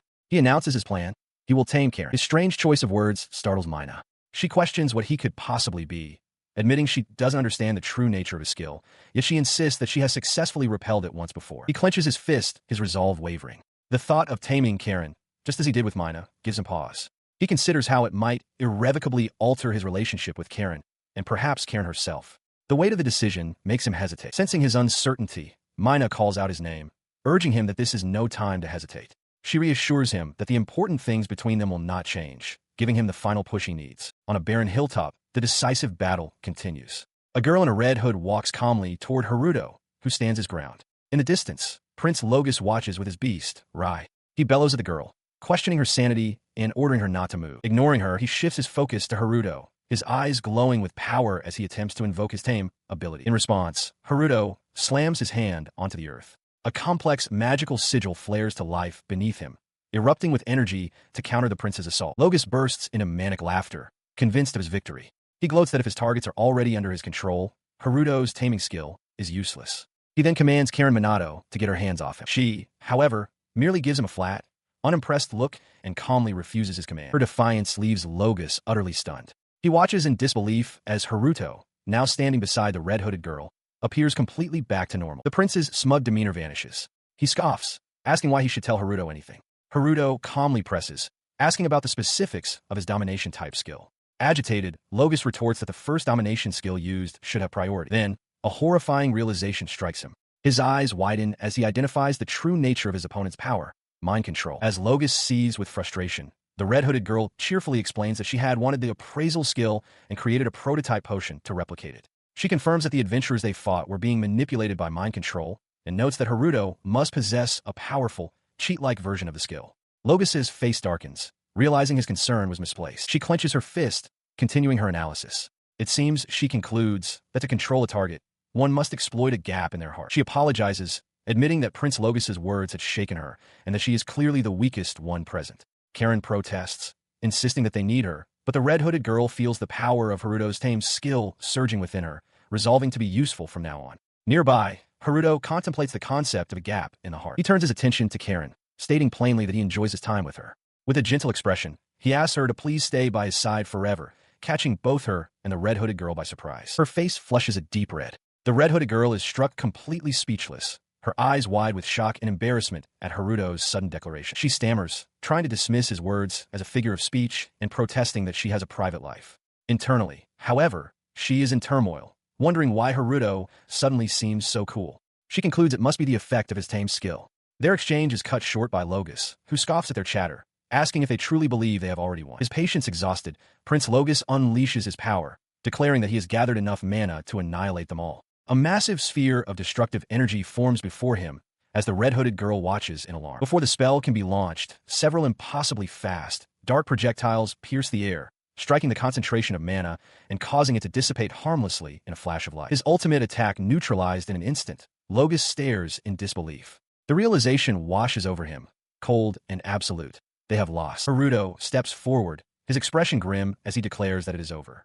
The defeated prince, sweating and wide-eyed with shock, can only utter a single word in disbelief: rogues. Before he can act further, a tall, imposing figure shrouded in dark, tattered robes and a wide-brimmed hat materializes on the battlefield. It stands over the fallen Logus, facing Haruto in silent challenge. The sudden arrival of this unknown entity leaves both Haruto and Prince Logus utterly stunned, their conflict forgotten in a moment of shared, wide-eyed shock. He and his companions stare in stunned silence at the newcomer.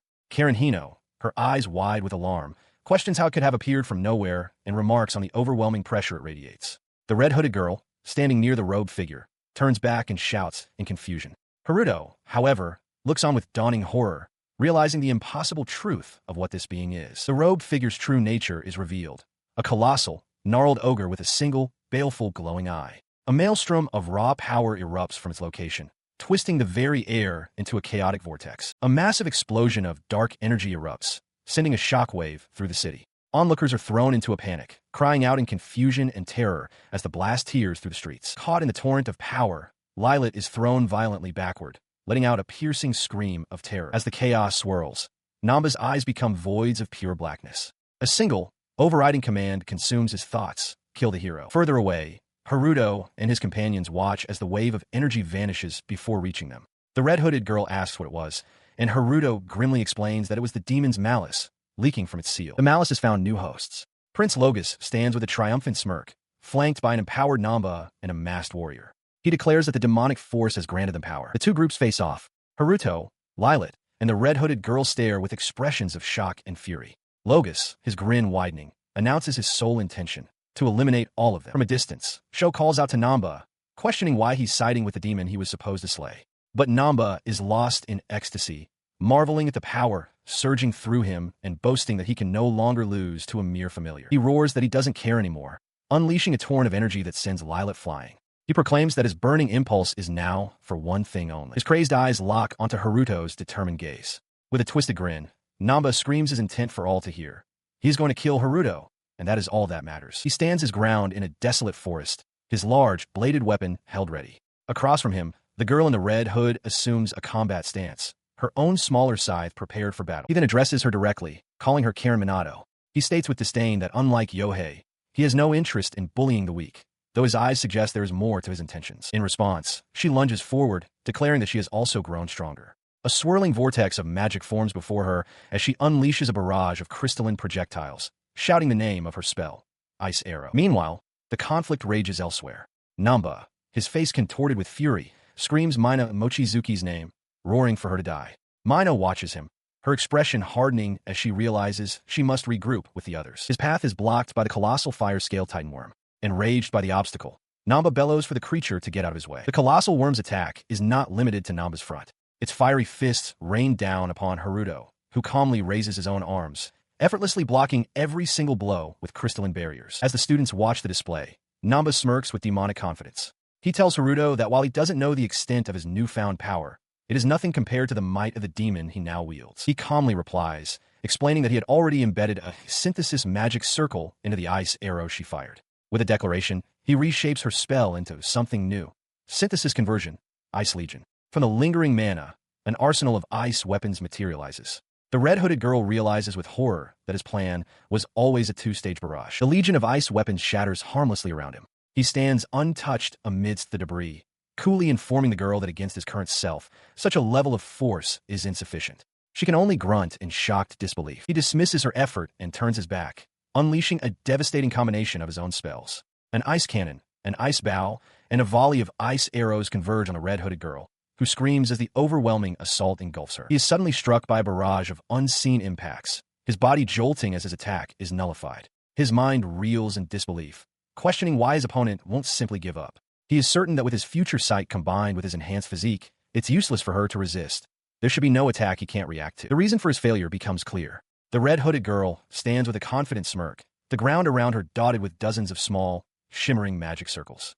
She acknowledges his precognitive ability, remarking that, as expected, he was quick to catch on to her strategy. But his realization comes too late. From every circle, a rabbit sculpted from pure ice leaps forth, forming a relentless, swarming legion. The girl announces her spell, Synthesis Conversion, Ice Legion Rabbit Carnival. She explains that this super-saturated attack, made possible by boosted mana and synthesis, is the perfect counter. If a direct push fails, one must simply push harder. In the distance, Haruto is completely engulfed by the icy horde. The countless ice projectiles coalesce into a single, gigantic frozen rabbit, encasing Haruto completely within its form. The red-hooded girl stands before her handiwork, questioning his futile resistance. With a confident gaze, she asks if his vaunted future sight managed to predict this particular outcome. A brilliant flash of light erupts on the battlefield. Nearby, the red-hooded girl turns, her eyes wide with surprise at the sudden, powerful burst of energy. From within the blinding light, the creature manifests, taking on its fire-scale dragon form, a being of immense defensive power, radiating pure energy. The mysterious robed figure lunges, striking the fiery form while mocking its slow speed.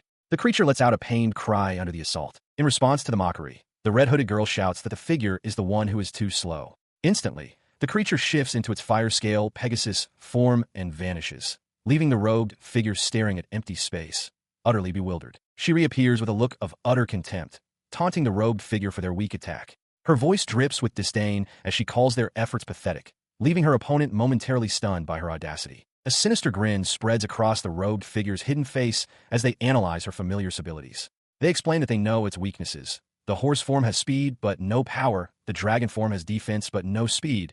And the giant form has power, but no defense. Their gaze drifts past the girl to Lilith in the distance. The figure questions their motives, deducing that this difficult fight is merely a stalling tactic. They conclude that the archdemon must not be ready for its revival just yet. The red-hooded girl strikes, forcing a grunt of pain from her opponent. She declares there is no need to conserve mana for the archdemon, and warns them not to underestimate her. As the robed figure reels, they realize that even with boosted power, the Pegasus form's defenses are still trash. In response, the girl announces she is going all out. The creature erupts into a colossal new shape, the fire-scale Trinity form. The robed figure is aghast, wondering how this is possible when they wield the archdemon's power. The girl calmly replies that the reason is simple. As the Trinity form lunges downward for a decisive strike, she roars her answer. It is because she is the strongest familiar. The force of the previous attack sends the robed figure stumbling backward, a curse escaping his lips. In the distance, a massive crater smolders where the blow landed.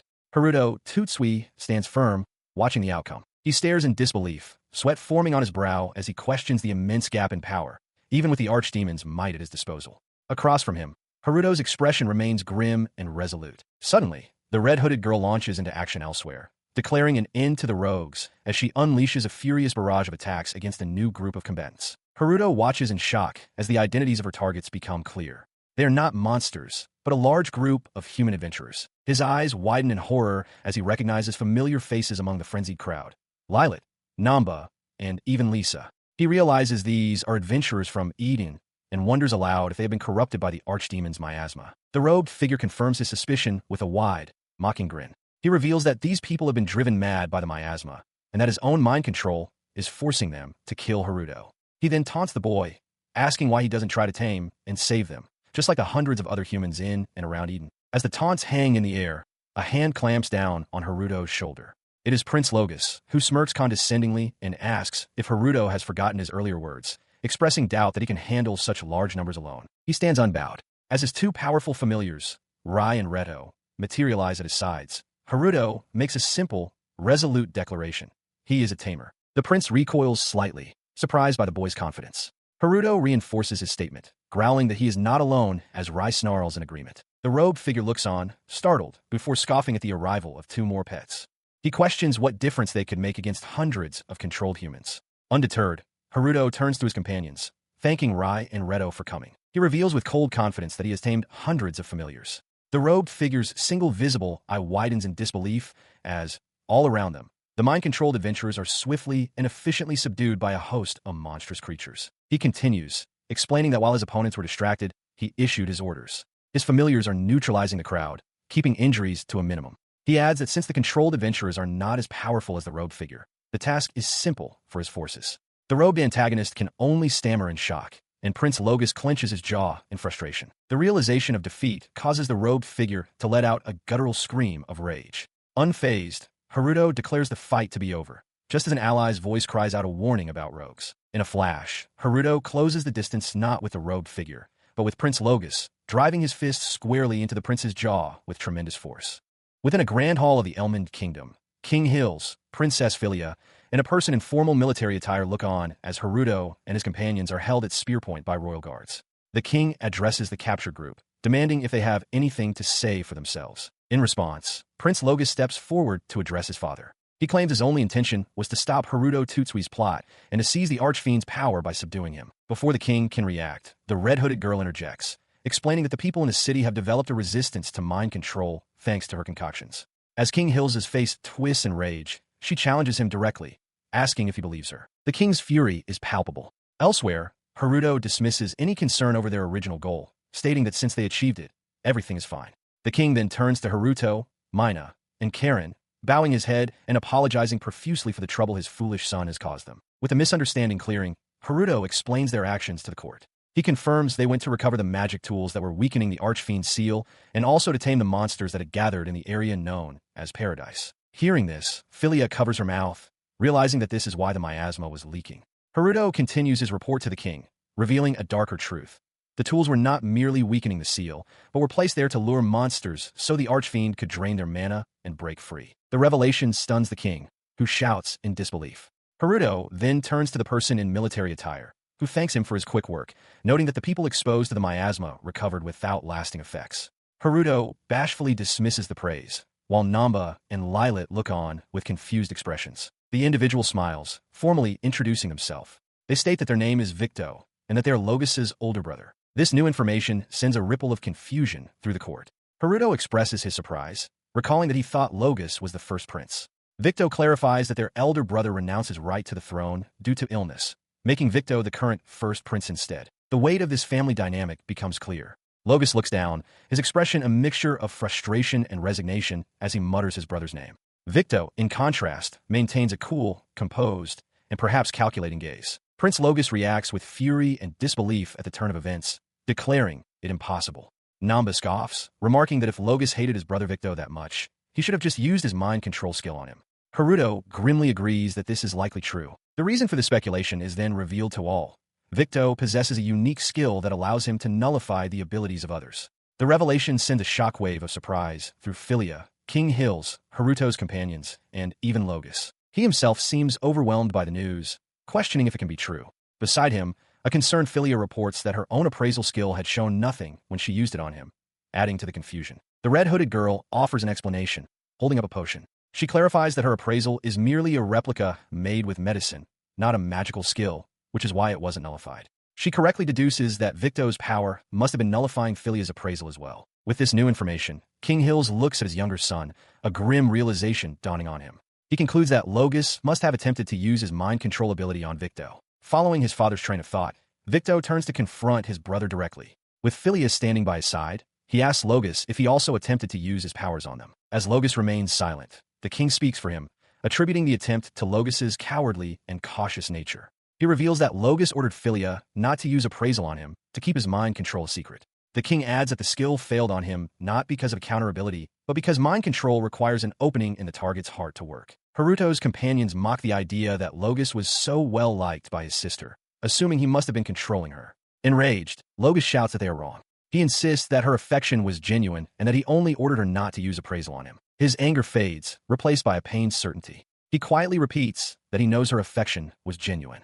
Hearing this desperate confession, Philia gasps, a look of horrified understanding dawning on her face. Haruto watches the broken prince with an expression of comprehension. Logus catches his gaze and, with what little dignity he has left, warns him, "Don't pity me." He watched as Logus, defeated, spoke of the corrosive doubt that comes with power, the inability to know if the affection shown to you is real or merely the result of a skill. The prince's mind drifted to a happier time with Philia and her friends, insisting to himself that he never used his power to force his sister to like him, only applying a tiny bit of control. He desperately clung to the belief that her feelings had been real. But this memory brought no comfort, only the agonizing realization of the worthlessness of bonds that could be so easily changed or broken by a single skill. His gaze hardened as he looked at Haruto, expressing a final, bitter hope that the hero would not end up like him. With the confrontation concluded, Haruto and his companions departed. It was understood that Prince Logus had been secretly taken away and imprisoned. As they walked, Lilac quietly informed the group that Yohei Namba, Kakeru Akamoto,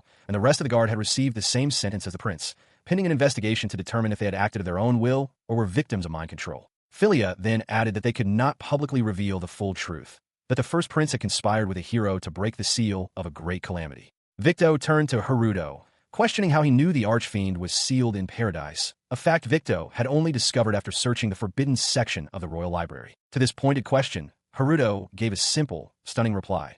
Mephiris told us. Both Philia and Victo stared, taken completely by surprise. Their shock was palpable. Victo immediately sought clarification, asking if he meant Mephiris, the legendary holy dragon. They recalled that the dragon was supposedly sealed in the royal tomb, having been mistaken for an evil entity. Haruto confirmed it was true, though he clarified that it felt less like he had tamed her and more like she was lending him her strength. Victo processed the information, realizing that this connection explained how Haruto knew about the magic tools. Following his revelation, the group considers its implications. Princess Philia realizes that Haruto was searching for a way to undo the TAME skill. She turns to Victo, asking if his power could nullify the seal on Haruto's companions. The suggestion catches Victo by surprise, and Philia herself seems to have a sudden, concerned insight. His companions, however, react with a resounding and unified refusal. Haruto quickly explains that Victo's skill is passive, making it difficult to undo abilities already cast on others. Lilac adds a practical concern. Undoing the TAME skill would cause their overall combat power to drop, creating a significant problem. Having made their decision, the group begins their journey away from the castle. Mina expresses her concern, asking Haruto if he is sure about his choice, pointing out that he turned down the invitation to stay. As they walk, Haruto reflects internally that while a life at the castle would be much better, he has a responsibility to think about the monsters under his care. Lilac, walking beside him, seems to be pondering his motivations and her own. She observes that despite his reservations, both she and the red-hooded girl chose to accompany him. Lilac muses that this might mean their feelings of loyalty are genuine, but a flicker of doubt remains in her thoughts. Her contemplation turns into a direct confrontation. She asks Haruto why he is taking Prince Logus's manipulative words so seriously, reminding him that she was his companion long before the TAME skill was ever used. As Haruto looks on in surprise, Lilac firmly declares that her decision to follow him is of her own will. Her forceful declaration leaves him searching for a counterargument. He thinks of Mina, who could have managed perfectly well without him. Lilac presses on, stepping closer and asking why he thinks she stays, her tone implying the answer should be obvious. Leaning in close, her face flushed, Lilac proclaims it's because she loves her life the way it is now. Haruto is left stunned and blushing. The moment is broken by the red-hooded girl, who points out Lilac's red face. Lilac quickly backpedals, claiming she was only teasing. Mina chides her for her arrogance, while Karen dryly observes that Lilac chickened out. Lilac denies it, reaffirming that she treasures their current life as they continue on their path. 1 week after the battle with Logus, efforts to manage the newly acquired land begin. Haruto asks Mina if she can clear the trees, and with a simple confirmation, she unleashes her power. The others watch in awe as she effortlessly begins to rip the forest from the earth, her power far exceeding their expectations. With a great tremor, a vast swathe of trees is torn from the ground in an instant, leaving a cleared plain in its wake. Surveying the result, Lilac rallies the group, declaring that they will now develop this territory. It is a significant moment, for Haruto Tutsui has officially become a lord. This development was set in motion 2 days prior. In a formal meeting, Princess Philia and Haruto's party congratulated Victo on his official reinstatement as first prince. He graciously accepted, specifically thanking Karen for her potent medicine, which has allowed him to be much more active. However, Victo explained that his return, coupled with Logus's downfall, has created new problems. Though details are not yet public, rumors are spreading among high-ranking officials. He admitted that his perceived frailty and lack of Logus's iron-fisted control have made the situation delicate. He continued, revealing that several nobles have begun making suspicious moves. The primary threat, he stated, is his own uncle, Duke Ayard, who is now showing clear hostility towards him. The group processed the shocking political reality. The Duke is the king's brother. Victo confirmed this, adding that there is another dangerous player named Royce. He described Royce as brilliant, popular, and flawless, a man who in some ways is an even greater threat than the Duke. Lilac bluntly asked if they were being tasked with taking down his uncle. Victo clarified that it wouldn't be politically wise, but that Haruto cannot remain uninvolved forever. He then revealed a map showing Duke Ayard's territory bordering the forest of the Paradise Dungeon, placing it in a strategic position near the royal capital. His meaning became clear as he pointed out that Haruto's familiars reside in that very forest. He noted that while they have permission, it is a high-traffic area for adventurers where accidents are known to happen, causing Haruto's friends to worry about the thinly veiled threat. With the stage set, Victo made his stunning proposal. He wants to entrust that land to Haruto, making it his own territory. Haruto, Lilat, and the red-hooded girl were left speechless. Victo explained his desire for Haruto to develop the forest, build a town as its lord, and serve as a military check against the Iyer territory. He confronts Victo, asking if the prince truly expected him to just nod and agree to such a monumental proposition. Victo smiles, admitting it wouldn't be fair if he didn't tell Haruto the whole truth. Observing this, Lilat remarks that it's harder to refuse when Victo is being so honest. The red-hooded girl asks what they should do, reminding the others that they are just as familiars. With a determined look, Lilat declares she will follow her master's lead, a sentiment Philia eagerly echoes. His gaze sweeps over the vast, undeveloped territory, a distant city nestled among the hills. He internally acknowledges the desperate times. Moments later, as he walks with his companions, the red-hooded girl notices his troubled expression and asks what's wrong. Haruto confesses his doubts, admitting he wonders if he should have accepted the offer and expressing his feeling of being used as a political pawn. In response, the red-hooded girl offers a practical perspective. She reminds him that the kingdom sent a princess to assist him, meaning they have a vested interest and won't simply toss him aside. Standing with his arms crossed, Haruto considers her words and concedes that she is right. She continues, pointing toward his companions, including the beast Rai, and asks if he wouldn't feel better having them settled in his own land rather than just letting them roam. Her logic strikes a chord, and Haruto's expression shifts from doubt to awe as the realization of what this means sinks in. "Whoa, this is incredible," he exclaims. A powerfully built man with a braided headband arrives with his crew, observing the already cleared forest. He remarks that he brought along muscle for the job, but now supposes they weren't needed. From a distance, Haruto and his companions watch the newcomers, with someone commenting that the hero's power is truly something else. As the group approaches, Haruto and Karen offer a hesitant greeting. The leader of the craftsmen booms a friendly, "Nice to meet ya," in return. They are introduced as the architect, Mr. Dallin, and his craftsmen, reinforcements sent from the capital. Surveying the massive piles of felled trees, Dallin concedes that he should be grateful Haruto cleared it all. Lilat, however, silently wonders how it could all possibly be processed into building materials. Dallin, examining the work, judges it to be not bad at all. He immediately turns and bellows at his men to put their backs into it and start moving the timber. Nearby, Haruto directs his own party, telling them to use a specific clearing to store the felled logs until they are needed. As the work begins in earnest, Haruto, Philia, and Lilat decide to help out as well, beginning the arduous task of moving logs. In another part of the clearing, the student council president remarks to Dallin that while construction specialists are needed, she wonders if her own people are even necessary for this part of the job. One of the craftsmen, Kask, sustains a nasty gash on his arm. Dallin orders him to see a doctor, but Karen steps in, offering a homemade potion. After Kask drinks it, the deep wound vanishes completely, leaving the craftsman and their boss utterly astonished at the immediate healing. The red-hooded girl approaches, remarking that Karen's potion is amazing, unlike store-bought ones. She then mentions hearing that Lord Haruto commands monsters, but after seeing Karen's display, she concludes that his wives are incredible too. The sudden pronouncement leaves Haruto, Philia, and Lilat speechless with shock. She continues, matter-of-factly stating that since Haruto is a noble, polygamy is allowed. Haruto frantically tries to deny it, shouting that it's not like that, while Philia and Lilat blush furiously, flustered by the label of wives. The red-hooded girl laughs, claiming she was just kidding, before cheekily adding that she'd be fine being the second or third wife. Philia, however, grows serious, murmuring that whatever the reality, the outside world will now consider them as wives. Changing the subject, Philia notes that it's almost time for other reinforcements from the capital to arrive. A flustered Haruto insists that Karen is just saying whatever she wants, but Lilat eyes him suspiciously, asking if he's planning to add even more women to their party. He stands with Philia, Lilat, and Karen as more reinforcement from the capital arrive. They are introduced as Ms. Lean, the court painter, and Mr. Bidget, a farmer. Ms. Lean, paintbrush in hand, eagerly promises to capture their gallant figures on canvas, while Mr. Bidget expresses his awe at the untouched, wild nature of the land. The farmer then outlines the first step of their plan, selecting suitable soil for farming. He cautions that because the land is so wild, tilling it will be a struggle. Haruto accepts the information with a simple thanks. Just then, the red-hooded girl steps forward, offering to handle the soil selection with her group's appraisal skill. She also presents Haruto with rare herbs she gathered, noting his synthesis skill can make better use of them. To Haruto's surprise, she adds that the monsters will also help till the land, prompting him to remark that she's thought of everything as Mr. Bidget gratefully accepts the herbs. With the plan set, Dallin rallies the workers to give the land reclamation their all, a cry met with a unified shout of agreement. A flurry of activity begins as the team, including Ryan Redo, starts clearing the forest and hauling massive logs. Nearby, Philia and Lilat take a brief rest. Watching the astonishing speed of the development, Lilat turns to Haruto, her voice filled with wonder.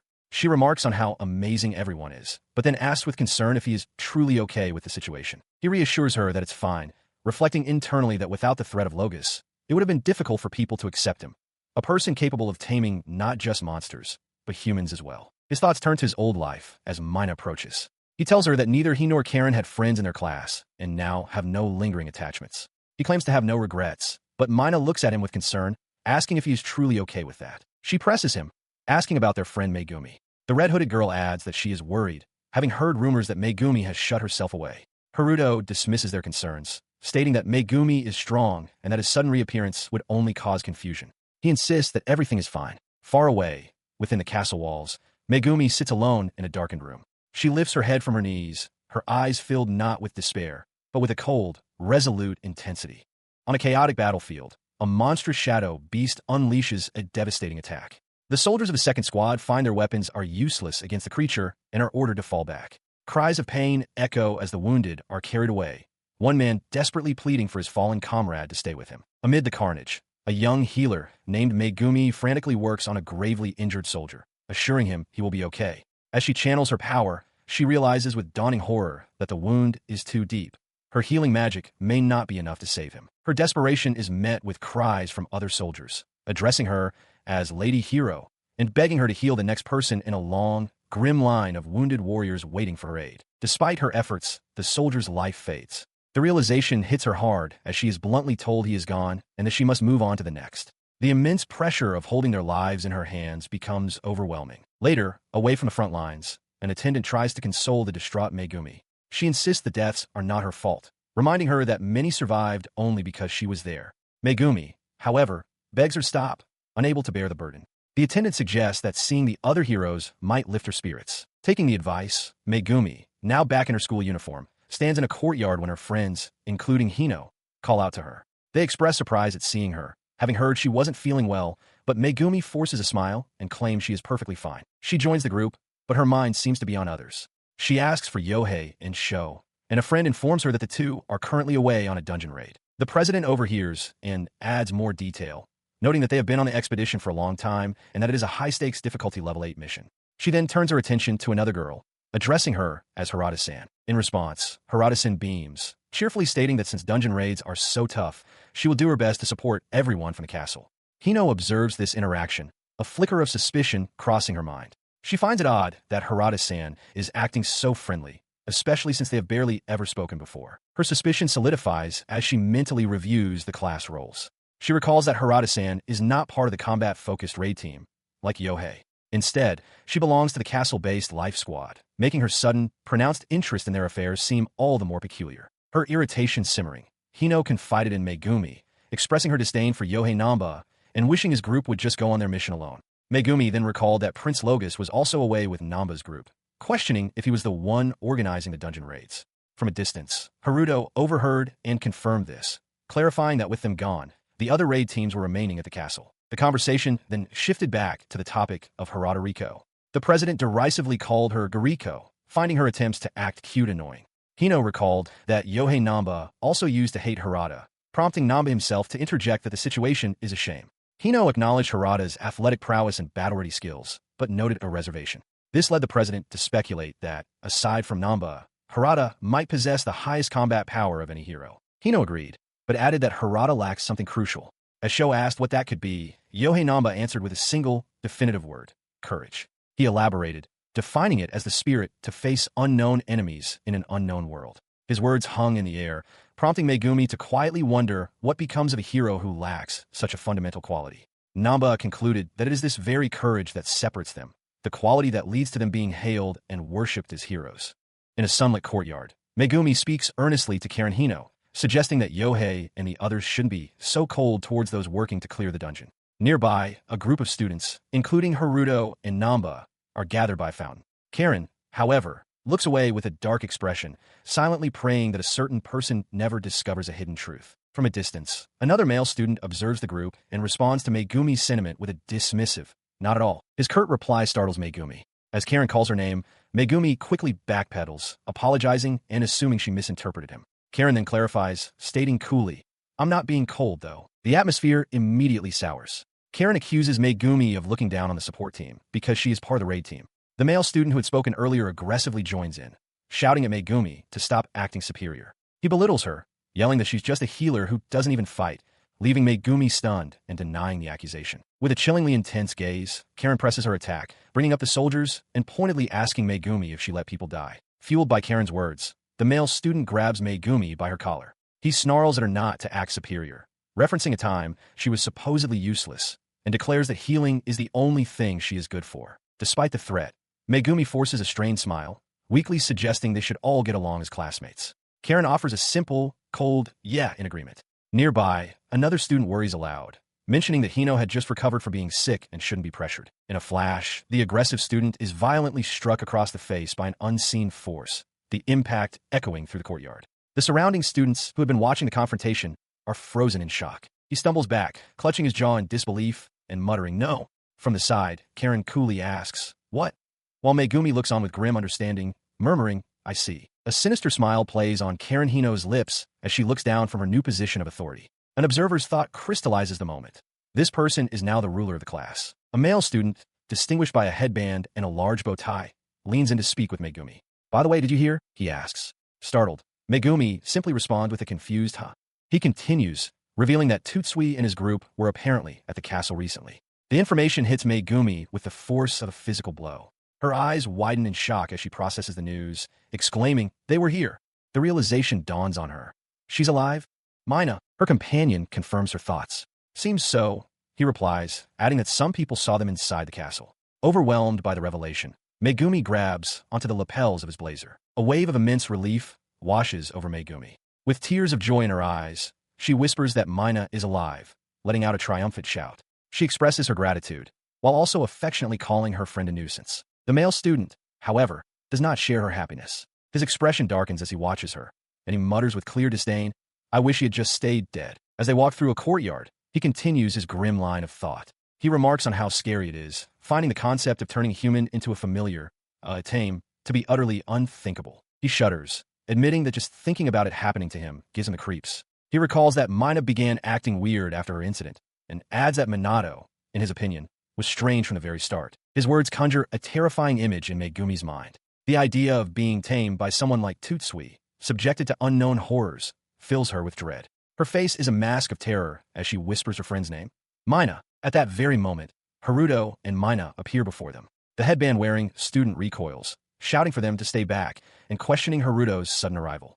Megumi, however, stares past him at Mina, a chilling question forming in her thoughts. "Are you under this kind of control too?" At the construction site in his new territory, Haruto Tutsui inspects the ongoing work. He asks if there's anything left for him to do, but is told not really. He observes the monsters diligently tilling the land and muses that while they're doing a great job, he would prefer they didn't clear any more of the forest. Seeing him contemplative, Princess Philia approaches with a gentle smile, her hands clasped together. She asks if she might request a favor from him. Her favor is revealed as the group walks through the streets of a nearby town. She has asked them to go to Cask and recruit pioneers for the new territory. As they walk, Lilac notes that it has been a while since they were last here, adding that she thought they had enough help with the monsters. Haruto explains that this is precisely the problem. Normally, people are the ones who gather to develop land, but in their case, the citizens are mostly monsters like Rai, Redo, and Lulu. Philia elaborates on his point, warning that if they don't recruit humans, the settlement will become a ghost town. She insists that involving citizens in the building process from the start will create a more vibrant community, one that doesn't just reflect the hero's own interests. As she listens, Lilac silently observes Haruto. An image of him surrounded by his monster companions flashes in her mind, and she thinks to herself that living in an unpopular town surrounded by monsters makes him seem more like a demon king than a hero. The group considers how to proceed. Karen suggests that the most effective way to recruit would be to advertise where people tend to gather. As Haruto mulls this over, Mina leans in close, playfully calling him a bad boy and declaring herself as woman. Their planning leads them to the Koyuri restaurant, where the waitress Lisa is utterly shocked to see them. Having heard the secret that they are heroes building a new territory, she excitedly declares that she's in and is definitely going. With immense enthusiasm, she announces her plan to open a second Koyuri branch in their new settlement. As Lisa celebrates, the owner of the Koyuri steps forward. With a calm but firm expression, she addresses Haruto directly, telling him that he can take her girl with him. She pats an overjoyed Lisa on the head, explaining that Lisa is at an age where she needs to go out and gain experience. The owner adds that she feels safe knowing Lisa will be under the protection of the heroes. The conversation quickly turns to logistics. The owner points out an adventurer who supplies half their ingredients, prompting Haruto to realize they'll need suppliers. Lisa declares she wants to be a citizen merchant. Philia suggests asking the Adventurers Guild for help, and Lilac begins taking notes as the needs pile up. Guards for merchants, special requirements for a restaurant. The full scope of building a town begins to dawn on them. He and his companions begin their recruitment drive by posting a notice on a public board in the town of Cask. From the street, a town guard keeps a watchful eye on the proceedings. A few days later, word of their endeavor has spread. A crowd gathers, buzzing with the news that the heroes have been granted their own territory. They share that anyone can move there now, and that there is plenty of development work available. The news draws an unexpectedly large response. Standing with Haruto and Hiro Megumi, Lilac observes the throng of people, remarking that it has turned into quite a commotion. He voices his concern to Princess Philia, worrying that it looks like they are stealing people from the town. She reassures him with a smile, explaining that most of the people moving will be seasonal workers, not permanent residents of Cask. She adds that the large turnout is simply a testament to her popularity. Her explanation touches upon the town's recent history. People had originally flocked to Cask to hunt during the monster outbreak in a place called Paradise, or to do business with the hunters. Because so many gathered, a large number of them ended up unemployed. The information leads Haruto to a troubling conclusion, and he asks aloud if the unemployment is his fault for collecting the magic tools and thus reducing the monster population. Philia immediately refutes this, insisting that more people are helped by the decrease in monsters. Relieved, he concedes that if that's the case, then it is a good thing. With his immediate worry assuaged, Philia turns their attention to a matter of diplomacy. She states that since there will be some migration, it is best to formally greet the neighboring lords. Haruto thoughtfully agrees. Before he can begin a plan for this, however, Philia cheerfully announces that she has already made the arrangements. Flanked by a smiling Megumi and Lilac, Haruto is left momentarily speechless by her proactivity. As Haruto and his companions stand before a gate, he announces their next destination. They are heading to the neighboring territory of Liamad. He specifies they will travel by dragon carriage, though for now, they only have a cart. He turns his attention to the small wyvern, Lulu, who chirps in response. Haruto expresses his disbelief, questioning how the tiny creature is supposed to pull the large cart, given the immense size difference. In response to Lulu's call, the ground rumbles and erupts. A massive horde of enormous reptilian beasts with rocky hides and gaping maws filled with teeth bursts forth, startling the entire group. The sheer number of creatures is overwhelming. Haruto can only stare in awe and shock, murmuring in disbelief at the sight of so many dragons appearing at once. As he processes the scene, Philia explains that these are earth dragons, creatures they hadn't tamed before. She reveals that Lulu had scouted them from a place called Paradise, thinking they would be perfect for pulling the carriage. Seeing the opportunity before him, Haruto asks if it would be acceptable for him to tame them. Without waiting for an answer, Haruto unleashes his power, casting his taming ability over the entire horde of earth dragons. The effect is instantaneous. The once chaotic swarm of beasts falls silent and lines up in perfect, orderly rows before him, completely subjugated. He feels a rush, admitting to himself that the sensation of taming so many powerful creatures at once is addictive. Philia, impressed, remarks on the individual power of the earth dragons and instructs him to send back all but the ones they need for the journey to Liamad to greet the Lord. Following her instructions, a single, powerful earth dragon is now harnessed to the carriage, pulling the party smoothly across the rugged landscape. Inside the carriage, Haruto grows concerned about their upcoming meeting. He asks his companions if he should change into formal clothes to meet a noble.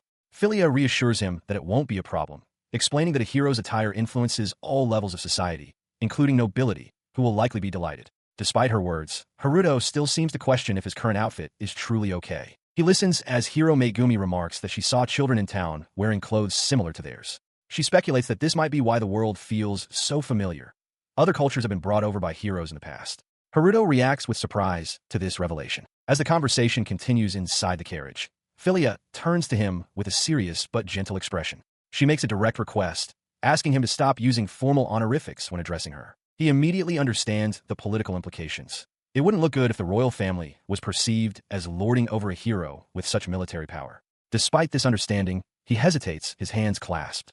Seeing his reluctance, Philia suggests he simply try calling her by her name. Taking a moment to compose himself, he looks toward her with a focused expression and carefully speaks her name without a title for the first time. Philia. A bright, genuine smile spreads across Philia's face, her eyes shining with delight. She softly affirms his attempt with a simple, happy yes. Her quiet happiness erupts into unrestrained joy. Lilac and Megumi, catching the mood, excitedly begin chanting her name, much to Haruto's bemusement. Despite the cheerful atmosphere, Haruto internally finds the social maneuvering tedious. Philia explains her reasoning further. While she is fine with being casual, it might not be good for him to use formal honorifics with other nobles, as it would be strange to be formal with them, but informal with royalty. She then briefs him on their upcoming schedule. The first meeting is with Count Lyman, who is pro-hero, so he can relax. However, she warns him not to let his guard down for the subsequent meeting with Duke Iard. Lila chimes in, promising her support since the Duke's lands border Haruto's. The sudden confirmation of back-to-back meetings takes Haruto by surprise. Recovering his composure, Haruto gives Philia a confident smile, assuring her that he's counting on her. Just then, the carriage slows to a stop. Philia looks out the window and announces that they have arrived. The party stands before a grand mansion, its gates open in welcome. Their massive earth dragon steeds rest nearby. Taking charge, Haruto rallies his companions, declaring that it's time to give it their all as they make the rounds to greet the lords.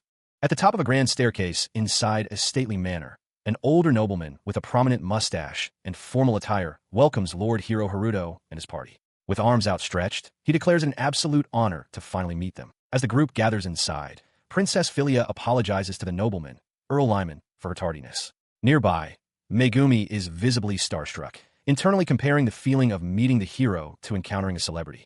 The Earl dismisses the apology and graciously offers to show everyone to the drawing room. Following him, they take their seats around a large, polished table in a well-appointed room. Earl Lyman sits at the head, with Haruto and Philia on one side and Lilat and Megumi on the other, ready for the discussion to begin. The meeting commences not with business, but with pleasantries.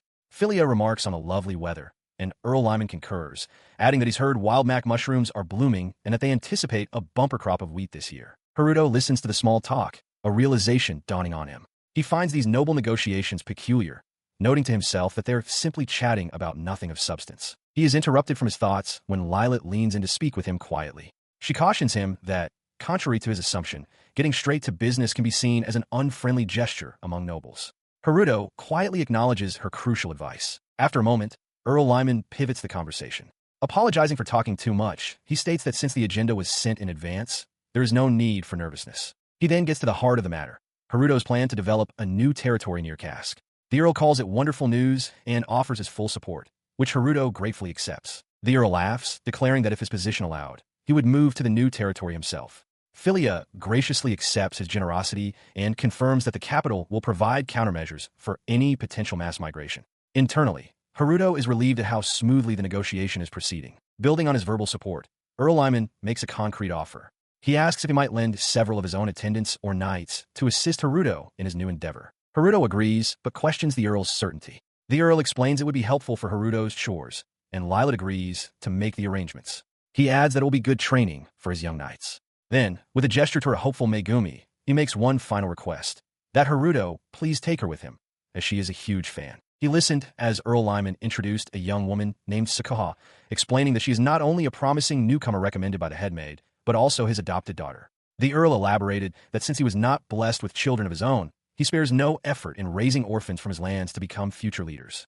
Haruto processed this, quietly wondering if it was truly acceptable to be offered someone so important, sensing another motive at play. Observing the exchange, Lilat had a sudden, startling realization. She pictured Haruto and Saikyou at a wedding, understanding instantly that such a marriage would secure the strongest possible diplomatic tie for the Earl. The Earl, smiling knowingly, continued, clarifying that Saikyou was not the only person he was sending and that Haruto was free to do as he wished if she pleased him. As Haruto chuckled awkwardly, Lilat stood by, her expression tense and flustered by the political maneuvering. Following that conversation, the courtesy calls to secure the territory continued smoothly. As they departed, Philia commented on Saikyou's beauty, prompting a moment of quiet consideration from Haruto. The group traveled onward, their transport rumbling across a wide, grassy field toward their next destination. Inside the carriage, Haruto reflected that everyone had been quite friendly and helpful. Philia credited his good character for their warm reception. However, his thoughts were interrupted by the memory of the Earl's parting words. The final person on their list would not be so easy. A heavy sigh was heard nearby. The memory brought the stern face of Duke Iard to the forefront of his mind. Sensing his tension, Megumi boldly declared that if anything happened, she would simply blow the whole place away. Lilat chided her to pull herself together, though she admitted the sentiment was reassuring. Her bravado was immediately questioned as a massive, horned beast loomed into view, prompting someone to ask, "You're joking, right?" A stern-faced nobleman, holding an ornate cane, introduces himself to the assembled group as Duke Iard. He expresses regret for not greeting them sooner, stating he would have come to them had he known Princess Philia and the heroes were his guests. Haruto replies that it was only right for them to be the ones to visit. Now seated across a long table from them, the Duke continues, acknowledging that he has heard rumors about the 3 heroes present, calling them the most elite among their kind. His gaze sweeps over them as he attempts to identify them individually. He incorrectly addresses Lilat as Minadano and Megumi as Karandano, before correctly identifying Haruto and asking if his assessment is right. Haruto cuts straight to the point, ignoring the Duke's errors. He confirms his identity and states he looks forward to their cooperation. The Duke acknowledges Haruto's directness and recalls that his business involves cultivating the forest near the area known as Paradise, offering his cooperation as a neighboring lord. Princess Philia then speaks, thanking the Duke, but politely asserting that they have no desire to trouble him, as he is a busy man. Haruto understands the subtle message, a warning for the Duke not to meddle. In response, the Duke bows his head slightly, stating he is nothing compared to Her Highness and will await her request before taking any action. A tense silence hangs in the air as the 2 parties stare each other down from opposite ends of the long, candlelit table. Haruto breaks the silence to clarify his meaning of cooperation. He explains it is simply a request to allow their settlers to pass through and to ensure that their respective familiars do not come into conflict. The Duke considers this, noting that he's heard Haruto has brought the forest monsters under his control. He agrees that his territory is well populated and promises to order his knights not to interfere, but warns that he cannot control the actions of adventurers. Following this agreement, Princess Philia asks if she might also pay her respects to the local adventurers guild. The Duke readily consents, assuring her that he will make all the necessary arrangements. Philia expresses her sincere gratitude. Haruto adds his thanks, stating that the capital will also provide compensation for the loss of any citizens, finalizing their tense but successful negotiation. He and his companions proceed down the street, unaware they are being watched from a window above. A nobleman, Duke Ayard, gazes down at them, remarking with disdain that they certainly look down on him. Inside, the Duke receives a report from a formally dressed aide. The aide confirms that the intelligence is accurate. Haruto is a rogue hero, acting independently and unlike those in the palace, and is close with someone named Vict. The Duke quietly processes this, disturbed that such a man has become a lord in the territory directly adjacent to his own. His quiet contemplation shatters into fury. With a roar of frustration, Duke Ayard slams his fist on the table, sending a teacup flying and startling a nearby maid. He rages that someone named Helogs is a fool for botching a previous matter and questions who Vic thinks he is to show his face now, before ordering the mess to be cleaned. As his anger simmers, a young woman named Tsukaima gently pats his back. The Duke reflects with some regret, thinking that it's too late to ally with a certain individual now. He admits to himself that he has treated this person poorly ever since they renounced their succession. The name bursts from his lips as he realizes the consequences of that past action. Royce, he shouts, connecting the dots that with Royce gone, the next in line for the throne would be someone else entirely. Tsukaima interrupts his thoughts, addressing him as father and confirming she heard the report. Understanding his frustration, she offers a pragmatic perspective. Their opponents are 3 heroes with power beyond human knowledge, suggesting that a cooperative stance might be the wiser choice for now. She presses him further, her gaze steady as she asks if they are even capable of opposing such a force. Her question hangs in the air, and the Duke glares back, his expression hardening as he asks if she is being serious. The Duke's intense expression suddenly breaks as he erupts into booming, maniacal laughter. The sudden shift in mood startles his aide, who flinches in surprise at the outburst. His laughter subsides, replaced by a look of cunning realization. With a sharp, confident glint in his eyes, he declares that the heroes are far from united front. Looking directly at Tsukaima, the Duke reveals his true ambition. He proclaims that they will not oppose the heroes, but instead will bring every hero in the capital to their side, turning the situation to their advantage. The nobleman gently lifts his daughter Tsukuma's chin, his gaze intense. He dismisses the power of their 3 targets, stating that against the 25 heroes he commands, they are nothing. He then poses a direct challenge to her, asking if she can succeed where Royce is implied to have failed. Continuing his declaration, he outlines his strategy with a grand gesture. He will allow the targets to build their territory, using the time it takes to win over the other heroes to his side. Once his preparations are complete, he proclaims they will strike the palace on any pretext. Tsukuma's expression hardens with ambition. She internally resolves that the territory they are building will ultimately be hers. Beside her, Duke Ayard smirks, expressing his eager anticipation for the events to unfold. Meanwhile, unaware of the plot against them, Haruto, Philia, and Hero Megumi travel across the countryside. Their large carriage is pulled by a powerful earth dragon, heading towards a distant settlement as their journey continues. Haruto, Philia, and Megumi stand on a dirt road, surveying a newly constructed street lined with impressive half-timbered houses. On a rooftop, a worker hammers nails, the sounds of construction filling the air as a grand castle looms in the distance. The secret to this rapid progress is revealed. A massive, armored earth dragon pulls a heavy cart with ease, serving as living machinery. Above, another worker continues his task on a roof, showcasing the combined effort of man and monster. Megumi expresses her astonishment at how fast the buildings are going up. Philia proudly points out that this is Haruto's territory now, marveling that so much has changed when they were only gone for a few days. From a nearby structure, the architect Dallin calls down, explaining that the speed is all thanks to the monsters. He praises a pair of goblins for their impressive power and coordination as they work. He joins the group on the street, and when Haruto asks how things are going, Dallin reports that he offered to build houses for the goblins, but they politely refused. Dallin laughs, adding that while construction is fast, clearing the forest is even faster, leaving them with a mountain of work. In response, Haruto instructs him to prioritize housing for the humans, since the monsters are accustomed to the wild. Dallin readily agrees. Suddenly, a joyful reunion interrupts them.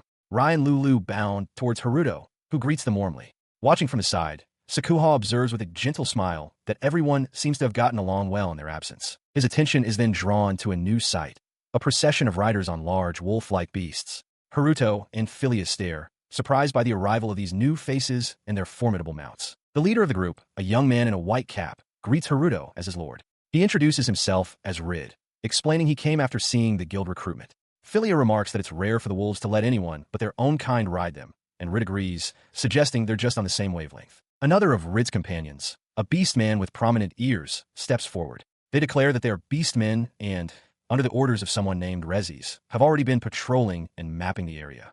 The name confuses Haruto, but he thanks Rid for the help, who simply confirms his own name once more. He is reminded by Megumi that Princess Philia had mentioned her butler would take charge of everything while they were away, with his first duty being to explain the situation to the heroes. Internally, Haruto realizes with a start that he was so focused on greeting the Lord that he might not have been listening at all. As his group proceeds, Rid points towards a grand building in the distance, clarifying that the man he spoke of, Mr. Rezis, is at the manor. The name finally registers with Haruto. The manor itself is an impressive, multi-story structure of classical design, featuring a central clock tower and elegant fountains flanking its main entrance. Upon entering, the party, along with their familiars, is struck by the magnificent interior, wondering aloud how it was built so quickly. At the top of a grand staircase, the butler, Rezis, stands poised, welcoming them all home. He explains that the building will serve as their base for daily life and governance. Rezis confirms that it is fully equipped with private rooms, an office, and a guest room, everything they could require. Rezis then asks if they would prefer to see Lady Philia in her office now or rest first. He adds that he was informed the three familiars were special, so he deemed it necessary to provide for them as well. Haruto gratefully thanks him. A short time later, gathered on a balcony, Lilac stretches and admits she's exhausted. Seeing this, Haruto suggests they all take a break until dinner, an idea met with cheerful agreement. Following the decision, Lilac makes her way to her own private quarters, a spacious and elegantly furnished room featuring a large canopy bed. She closes the door, kicks off her boots, and lets herself fall face first onto the soft mattress with a weary sigh. Lying there, a deep blush spreads across her face as she buries it in the pillow. An intense thought consumes her. Haruto looks so attractive. Lying in bed, Mina Mochizuki reflects on Haruto's recent behavior. She recalls him speaking with such confidence in front of the other nobles, a stark contrast to the nervousness he felt. She finds herself wanting him, yet wonders if things are going too far, and if he should be looking after his own needs now that things have settled down. This line of thought causes her distress. In her mind's eye, she sees Haruto not as the boy she knew, but as a figure who has grown far more mature, already possessing the commanding presence of a true lord. A painful realization dawns on her. She feels he is becoming someone far beyond her reach. Her hand clenches as she considers her own position. All she has to offer is strong magic. Meanwhile, other capable women are gathering around him. Philia helps with administration, Karen provides potions, and Sakuha, a former lord attendant, is also on her way. The situation feels dire. This anxiety spirals into a vivid, panicked thought. At this rate, Haruto will inevitably end up in a relationship with someone other than her. Others have also taken notice of Haruto's rising status. Yohei Namba cynically considers that Haruto is such a pushover he might just give in to the advances of the many women who will surely flock to him, now that word of his status as a lord and hero is spreading. This is the very fear consuming Mina. She vehemently rejects the idea. She knows Haruto is dense and hasn't even noticed her true feelings, attributing her affection solely to their taming bond. Still, she holds on to the belief that he is far too principled to act in such a way. However, another unsettling thought surfaces, a custom of this world she cannot ignore. As her feet fidget under the covers, she recalls that polygamy is a common practice among nobles, rationalized by the saying that great men have a fondness for the fair sex. This thought triggers a daydream. She imagines a future where Haruto has adapted to this world's customs. He holds her close and proposes marriage. In her fantasy, she is overjoyed, admiring a sparkling ring on her finger. Her imagined bliss is short-lived. Philia, Karen, Sakaha, and even Hiro Megumi appear, congratulating her while displaying identical rings on their own fingers. Startled, Mina questions how this could have happened, then blurts out the central question plaguing her. Why do nobles practice polygamy? The answer materializes in a horrifying vision. Haruto, surrounded by all of them. The reason is to leave behind as many children as possible. The fantasy shatters, leaving Mina wide-eyed with shock and utter dismay. Her nightmare reaches its frantic peak as she finds herself surrounded by Haruto, Philia, Rezis, and even the creatures Rai and Lulu. The horrifying implication of a shared life crashes down on her, and she screams out in protest, declaring that a five-way relationship is completely out of the question. With a gasp, she jolts awake in her ornate bed, heart pounding. A wave of relief washes over her as she clutches her chest, realizing with a sigh that the entire ordeal was just a wild delusion. Her relief is short-lived, however, as a new line of anxious thought begins. She worries that if things continue as they are, Haruto will always dismiss her affections as a mere side effect of the Tame's influence. A plan forms in her mind. Perhaps she could use Prince Victo's nullification ability to prove her feelings are genuine. A flicker of resolve crosses her face as she decides it might finally be time to properly confess to him. But her newfound determination quickly crumbles. She flops back onto the bed, overwhelmed by insecurity. A painful thought surfaces. Karen can be close to Haruto without needing any justification or magical influence. This thought conjures an image of Karen, smiling warmly beside Haruto. Mina's heart aches with envy, wishing she could act with such natural affection. She imagines herself being as bold as Karen, but the idea is so foreign that she kicks her feet in frustration. No, she can't do it. She realizes it would be a mistake to give up the Tame's power, admitting to herself that she can't even spoil Haruto without using it as an excuse. The weight of her new reality settles in. They will be living in separate rooms, and Haruto, as a lord, will be consumed by his duties. They will have less time together. The thought is crushing, and as she clutches her pillow, a single, desperate question fills her mind. Seriously, what should she do? Before a grand, ornate mansion with stately columns and manicured grounds, a meeting is convened. Inside, Haruto addresses his gathered companions, explaining the reason he has brought them all together. He makes a bold declaration to the assembled group. Philia, Lilat, Hiro Megumi, and the architect Dallin. He is planning to build a house to live in. Philia quickly objects, assuring him she is satisfied and worried he has complaints. Haruto clarifies that isn't the case. Dallin correctly surmises the plan is to build on the cleared land, and Haruto confirms, adding that he thought the other monsters might need it as well. He then turns his focus to Dallin, explaining that houses from his world possess many convenient features that the current mansion lacks. The architect looks on puzzled. Dallin processes this information, his expression hardening with confusion as he quietly asks for clarification. Haruto's full request becomes clear. He wants Dallin to experimentally build a new mansion and reproduce unknown objects from another world within it. Stunned, Dallin shouts back, protesting that he is asking for the impossible. But his protest quickly gives way to excitement. A grin spreads across Dallin's face as he firmly shakes Haruto's hand, declaring that the challenge sounds like fun. With the agreement settled, Philia approaches Haruto with a gentle smile. She asks if he wants to build a house from his original world because he feels something is missing here. Haruto can only offer a sheepish laugh in response. Observing from the side, Lilat and Hiro Megumi reflect on the situation. Megumi notes that while there's enough to get by in this world, it's fundamentally built on the premise that everyone can use personal magic, a stark contrast to Haruto's home. Gathered around a table, Haruto sketches concepts from his world: a telephone, a gas stove, an air conditioner, a washing machine, explaining the infrastructure they require. He describes how each home had gas, electricity, water, and communication lines. Lilat expresses fascination with air conditioning, while Dallin notes that magic could render gas and electricity unnecessary. Haruto clarifies that while water was underground, electricity and communication were distributed from central facilities. Following this explanation, Hiro Megumi questions why the heroes residing at the castle never mentioned such conveniences. Philia reasons that at the castle, servants attend to every need, making such personal amenities less relevant, though she does note the existence of a large, public bath. Haruto confirms they didn't bring it up, especially something as private as a personal bath. Listening, Lilat reflects on the vast wisdom the heroes possess, acknowledging its potential to reshape their world, yet recognizing its knowledge they inherited, not created. A proactive beastman with cat-like ears then steps forward, offering to survey for ore veins in the mountains. Haruto praises the idea and agrees. He then adds another task, to check the northern mountains for hot springs, which he plans to pipe into his new development if found. Elsewhere, Duke Ayard smirks with anticipation. He considers a clash with Haruto's group inevitable and sees it as a welcome opportunity to bolster his own military might, finding the prospect of the coming conflict to be enjoyable. His cunning expression is contrasted with Lila's look of firm resolve. The idea of a dream home complete with a hot spring makes Haruto visibly excited. His excitement, however, is quickly grounded when Hiro Megumi raises a crucial question. Do they even have enough money for such an ambitious project? Her words cause Philia to pause and consider their finances. As she mentally tallies the costs, she confirms that building a new mansion and developing a hot spring would be incredibly expensive, likely exceeding the subsidies provided by the castle. Looking out over the landscape beside a concerned Philia, Haruto realizes another complication. He states that on top of the construction costs, they will also need to hire new personnel. In response to Philia's worried expression, she asks if he has a place in mind to secure such funding. With determination, Haruto confirms that he does, specifying his destination, the royal tomb. He leads his party, Philia, Lilat, Hiro Megumi, and Rai, to the gaping maw of a colossal, skull-shaped cave. Standing before the entrance, Haruto declares his intent to enter and collect the clear rewards that he was unable to claim before.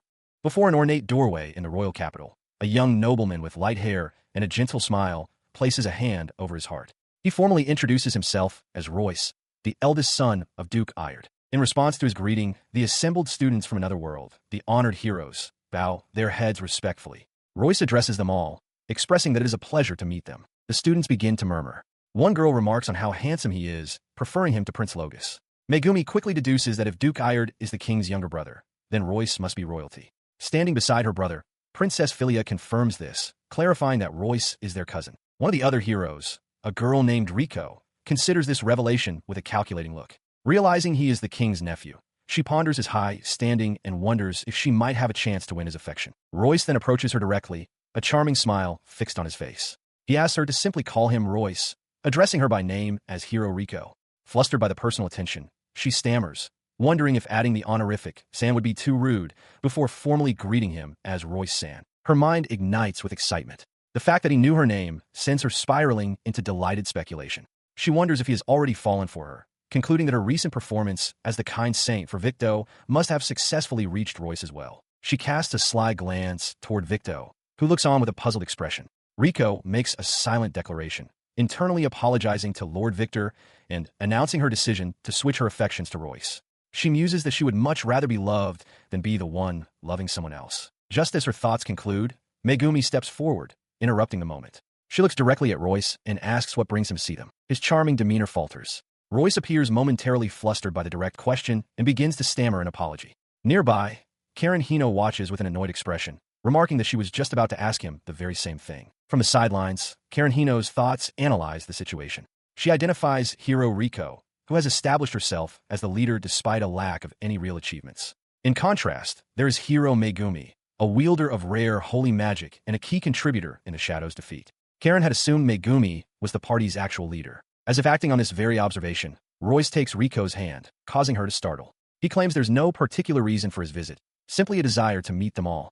Internally, however, his true motive surfaces. If he can manipulate the leader, he can control the entire group. His words have their intended effect.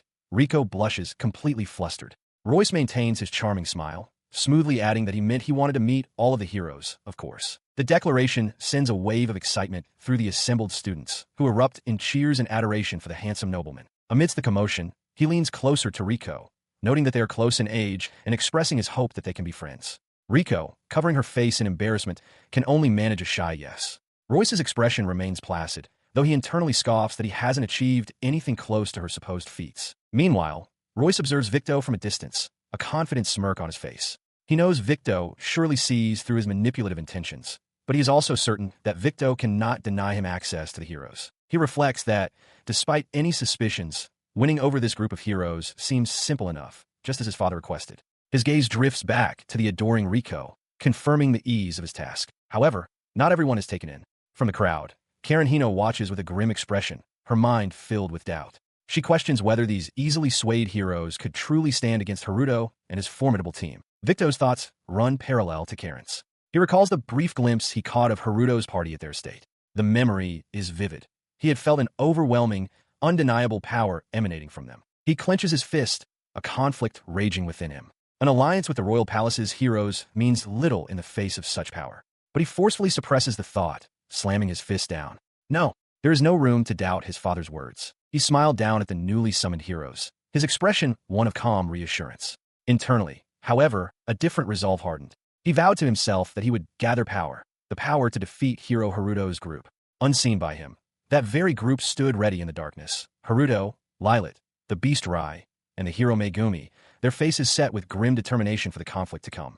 Within a deep cavern, an imposing archway looms, constructed from pale stone to resemble the gaping maw of a colossal, skeletal beast, its jagged teeth promising passage into the darkness beyond. From within the chamber, a massive reptilian creature observes, its sharp teeth partially visible as it lets out a low, contemplative hum. The creature, the great holy dragon Mephiris, addresses the assembled party before her. She notes that Haruto and his companions, Lilat, Redo, Rai, and Megumi, look different, somehow changed since their last encounter. She continues her assessment, acknowledging their growing strength and asking if they have successfully conquered the dungeon known as Paradise.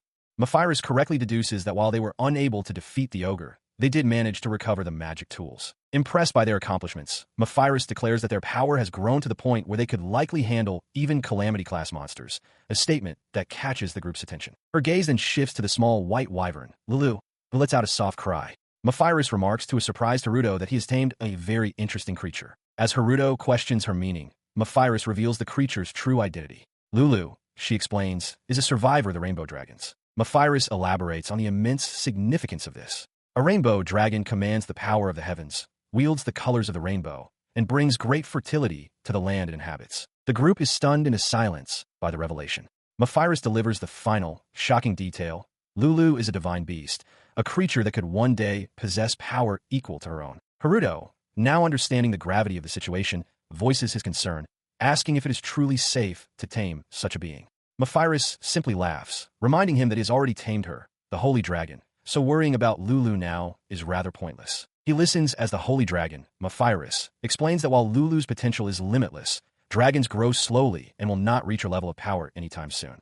However, she clarifies that the synergy between Haruto and his tame will accelerate the wyvern's growth. Filled with determination, Haruto declares that they will do their best together, a sentiment echoed by Lulu's enthusiastic chirp. Having clarified the nature of the rainbow dragon, Mephiris's attention shifts. From her sealed throne, she looks down at the small party and correctly surmises they did not come all this way just to deliver a status report. In response, Haruto states his ambition. They are clearing the forest near the settlement of Paradise to become lords of the land, and to do so, he wishes to take more treasure from her hoard. Mephiris understands and agrees, magically presenting a portion of her wealth for him to begin his venture. As he thanks her, she gives a simple warning, but do not forget. She continues her thought, explaining that while becoming a lord is fine, he must not forget to keep honing his own strength. She is lending him her power so that his taming buffs will eventually grant him the strength to break her crystalline seal. Her words hang in the air. Looking out at the sky, Haruto quietly acknowledges her condition, murmuring his understanding. Moments later, as they stand before the granted treasure, Philia gasps, her eyes wide with utter astonishment. Her awe is shared by the entire party. Before them lies a mountain of glittering gold, jewels, and priceless artifacts. Philia can only remark on the incredible, sheer amount of it all. Standing at the skull-shaped entrance to the treasure vault, Haruto realizes the logistical problem. They cannot possibly store all of this in their territory, nor can they exchange it for cash all at once. Philia proposes a solution, asking if it would be all right to keep the essentials and store the rest in the royal vault. Haruto agrees it's a good idea and thanks her. As they continue to gaze at the hoard, Lilat observes that this collection might be worth more than the entire royal treasury itself. The sheer scale of the wealth is so overwhelming that Haruto starts to feel physically ill. Taking charge, Philia approaches the royal guards at the palace. She informs them she will return later with appraisers and jewelers and will require them to act as an escort. The guards formally accept her command. Despite her decisive action, Philia privately worries, admitting to herself that she isn't even sure if the entire royal budget could cover the cost of it all. Sometime later, the princess is startled when Megumi abruptly appears at her window. Philia greets her warmly, calling her Lord Megumi and asking how she is. With an energetic wave, Megumi proclaims that she is doing great. However, her boisterous demeanor falters when Philia, sensing a shift, asks if something is the matter. Megumi grows flustered, fidgeting with her hands as she struggles to find the right words. Within a grand castle hallway, the girl known as Hero Megumi approaches the seated Princess Philia. She inquires if the princess has been seeing Mina. Megumi quickly becomes flustered, amending her question. She claims she heard a rumor that Mina was at the castle and simply thought she would ask, though her expression remains fraught with worry. As they walk together, Megumi explains that she has been helping out with the project. She reveals that Lady Mina and the others are currently developing some land, a revelation that visibly surprises Philia. The princess stops her, a look of genuine concern on her face. Philia gently tells Megumi not to hesitate to reach out if she changes her mind, offering her support. Her concern deepening, Philia asks directly if Mina is doing okay. Megumi looks down, her expression troubled as she begins to answer. She confirms that Mina is fine, but her internal thoughts reveal a darker interpretation. She imagines Mina being tamed by Haruto Tsutsui, forced into hard labor, and concludes that he must be a cruel master. Megumi's conviction grows. She acknowledges that the development is progressing thanks to Mina, but it pains her to see her friend so burdened with unfamiliar work. She clenches her fist, deciding it's all Tutsui's fault. However, Philia offers a gentle, serene smile, completely contradicting Megumi's assessment. The princess states that, on the contrary, Mina looks very happy. Megumi is left utterly stunned by this perspective. The princess continues, explaining that while the work is certainly a difficult undertaking, she has seen Mina working diligently alongside Lady Karen and the craftsmen, fully engaged in their tasks. Looking at the still reeling Megumi, Philia concludes with a gentle smile that Mina is happy working on this project alongside Lord Haruto, leaving Megumi to process this shocking new information. The hero, Megumi, processes Princess Philia's words. A faint, understanding smile graces her lips as she reflects on her friend. That kind of selflessness, she thinks, is just like Mina. She finally accepts that Mina is happy. Her thoughts immediately connect this happiness to one person. The smile fades as the realization solidifies. Mina is in love with Tutsui. Princess Philia, noticing the shift, gently informs Megumi that Lady Mina was worried about her, having heard she was feeling down. Megumi is taken aback. Philia continues, explaining that Mina hesitated to arrange a meeting because, with everyone believing her to be dead, she feared it would only cause confusion. However, Philia encourages her, stating that since Megumi now knows the truth, she should definitely go see her. Megumi quietly refuses. She clarifies that while she understands, she isn't ready yet. Internally, she reasons that Mina is too kind. If Mina saw her like this, she would feel obligated to stay by her side. With renewed determination, Megumi vows to herself that she will go see Mina only when she has become someone who can be safely near Haruto. She asks Philia to wait for her. Meanwhile, at a newly constructed building, Lisa bursts out with excitement, announcing that the second Coyote Eye is finished and already has a customer. Haruto, standing nearby with Karen, expresses his amazement that it was built so quickly. Karen gives the credit to him, calling him Big Bro. Their celebration is cut short when a voice announces that someone is there to see them. Haruto, Karen, and Mina all turn in surprise. He asks who it is. From outside, Lisa urges them to go, explaining that the visitor has been waiting for 3 days. Another person shouts that the Lord is back. The group looks up the stairs to see a finely dressed young man at the landing. He smiles down at them, declaring that he has finally been able to meet them. The young man continues, stating that it is a pleasure to make their acquaintance as Haruto, Mina, and Karen watch him with curiosity. He then formally introduces himself, looking directly at Haruto. He is Royce, the eldest son of the house of Duka Yard, and he has come to offer his greetings to hero Haruto.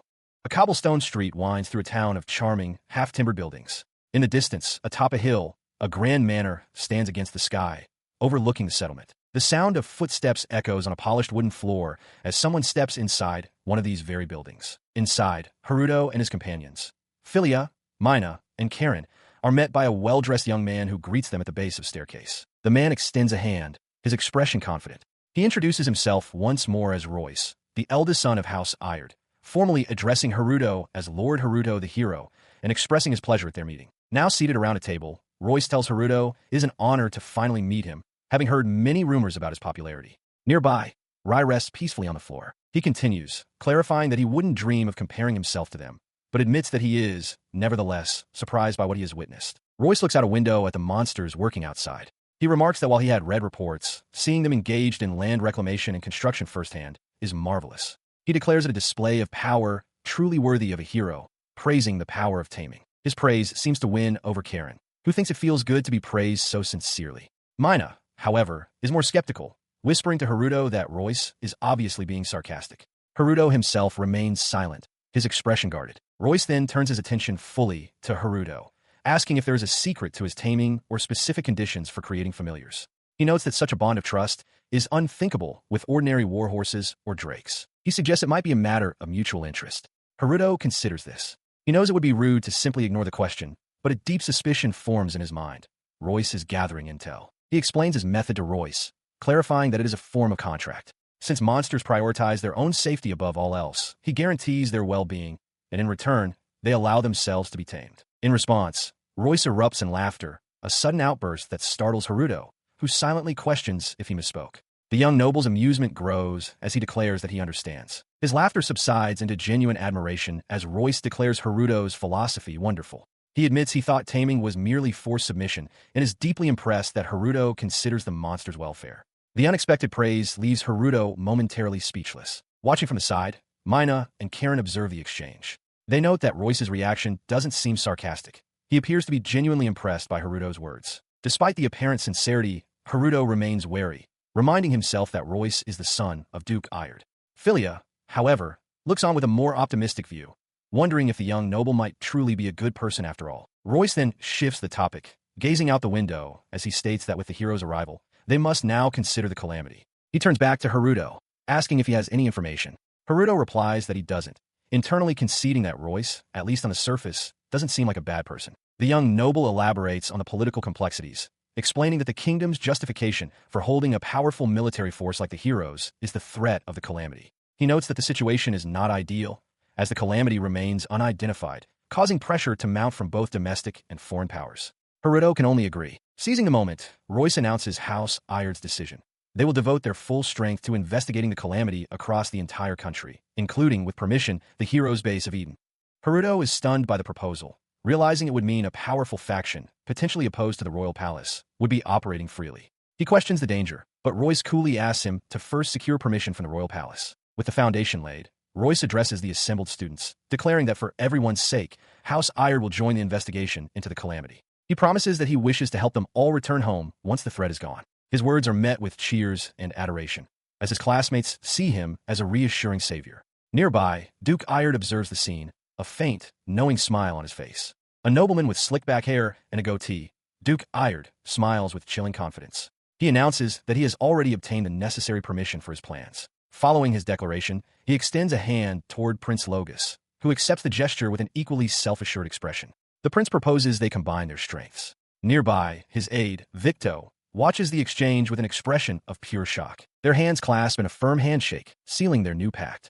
The Duke proclaims that everything they are about to do is for the sake of the Elman Kingdom. Meanwhile, in another part of the palace, Haruto confers with the red-hooded hero, Megumi. He notes that something felt strange, and she confirms his suspicion, revealing that the Duke had already been making political moves within the royal court. At a nearby table, Princess Philia and her maid, Lisa, listen intently. Haruto elaborates, explaining to his companions that his appraisal skill was completely ineffective on the Duke. Megumi reacts with surprise, questioning if the ability simply failed. Haruto reasons that if it were a simple nullification effect, like Prince Victo's, his enhanced appraisal should have worked. He comes to a grim conclusion. The man, Royce Iard, must possess a unique and mysterious ability that renders appraisal entirely useless. Elsewhere, a young noblewoman named Saikyou watches from a window as a carriage departs. A thoughtful smile plays on her lips as she acknowledges to herself that her recent visitor seems to be quite a handful. Her smile quickly vanishes, replaced by a look of grim assessment. She concedes that he is tough, and his position is far too secure to be dealt with easily. Her gaze drifts over her own lands, a territory teeming with powerful monsters. She sighs, lamenting that with such formidable creatures roaming about, her own knights wouldn't even stand a chance against mere goblins. She then visualizes Haruto, Megumi, and Philia, a wave of dread washing over her. She realizes that even without the threat of monsters, those three alone possess enough power to crush her territory's military forces in an instant. Surrounded by her peers, Saikyou presses a hand to her forehead, feeling a cold sweat. She questions if she is truly meant to fight against such overwhelming strength. While it was good that she could accurately measure hero Haruto's party with her appraisal, she worries, knowing she hasn't yet used the skill on the other heroes in the palace, and thus doesn't know the true extent of the power she might have to face. She considers her options, a faint, thoughtful smile playing on her lips as she touches her chin. Her contemplation solidifies into resolve. She tells herself there is no need for pessimism, as she has confirmed that her skills are effective against them. With that knowledge, she clenches her fist, realizing the final piece of her plan. All that remains is for hero Haruto to use his TAME ability on her. She looks toward the sky with a confident smirk, acknowledging to herself that this will be the most difficult part to achieve. Meanwhile, elsewhere, Megumi's expression turns serious as she brings up a strange feeling she experienced. She explains that the atmosphere in the Iard territory fell off. Haruto doesn't recall anything of the sort, but Philia confirms she also sensed a strange presence there. Megumi connects this to Philia's earlier mention of an unexplored dungeon in the territory, concluding that they should begin their investigation there. As the group makes their decision, a lone, staggering figure approaches a small village, catching the eye of the local farmers. The villagers gather around the man, identifying him as an adventurer and noting his wrecked condition. They ask if he's all right and if he came from the dungeon, but he can only gasp out a desperate plea to be taken to a doctor. Suddenly, the adventurer convulses and vomits a thick, grotesque fluid, causing one of the villagers to cry out in horror. Immediately after, the man collapses. As the villagers panic, one urges the others to help, while another holds the unconscious adventurer, confirming they are taking him to the doctor. The injured man is caught by one of the villagers, who desperately tries to reassure him. "Stay with me. You're going to be okay," he pleads, while another villager, his face a mask of panic, screams for a doctor. The source of the adventurer's plight lies in a desolate, blighted land. Here, a monstrous, mound-like structure oozes and steams under a grim sky, its base surrounded by the skeletal remains of creatures that perish nearby. Haruto, Philia, and their companions Rai and Reto stand with the architect Dallin, admiring a large, modern-style house built in a clearing. In the distance, the spires of the capital city are visible. As they walk toward it, Philia expresses her delight, explaining that this way she can live near her familiars. Dallin asks if it's truly acceptable for a lord's house to be in the middle of a forest, adding that the interior is still a work in progress. She runs ahead, calling out to Haruto, who agrees with her sentiment. Dallin observes the group, noting that being surrounded by such a powerful fighting force makes the location safer than any fortress. The peaceful moment is shattered. Haruto turns as Philia, Lilat, and Megumi rush towards him with panicked expressions. Philia cries out that something terrible is happening in the yard territory. Elsewhere, in a grand hall, the noblewoman Tsukaima bursts in, her face a mask of desperation as she pleads for the heroes to lend their strength. Her frantic cry of, "What?" echoes as she runs down a corridor, startling a group of students in their uniforms. Meanwhile, in a royal chamber, King Hills expresses his annoyance at a report he had previously disregarded. Royce informs him that it seems the Plague Nest, an unexplored dungeon, has been activated. The king orders him to tell the guild to conquer it, but Royce counters that the guild has already raised concerns. The king dismisses the panic as a recurring fuss, turning to what he considers a more important matter, the appeasement of the nobles. Royce confirms it is proceeding as expected, adding that winning over the palace's heroes would give them the forces to take down the palace itself. Their plotting is interrupted by a scream, and Duke Ayard's aide rushes in, calling for his master. Duke Ayard demands to know what happened.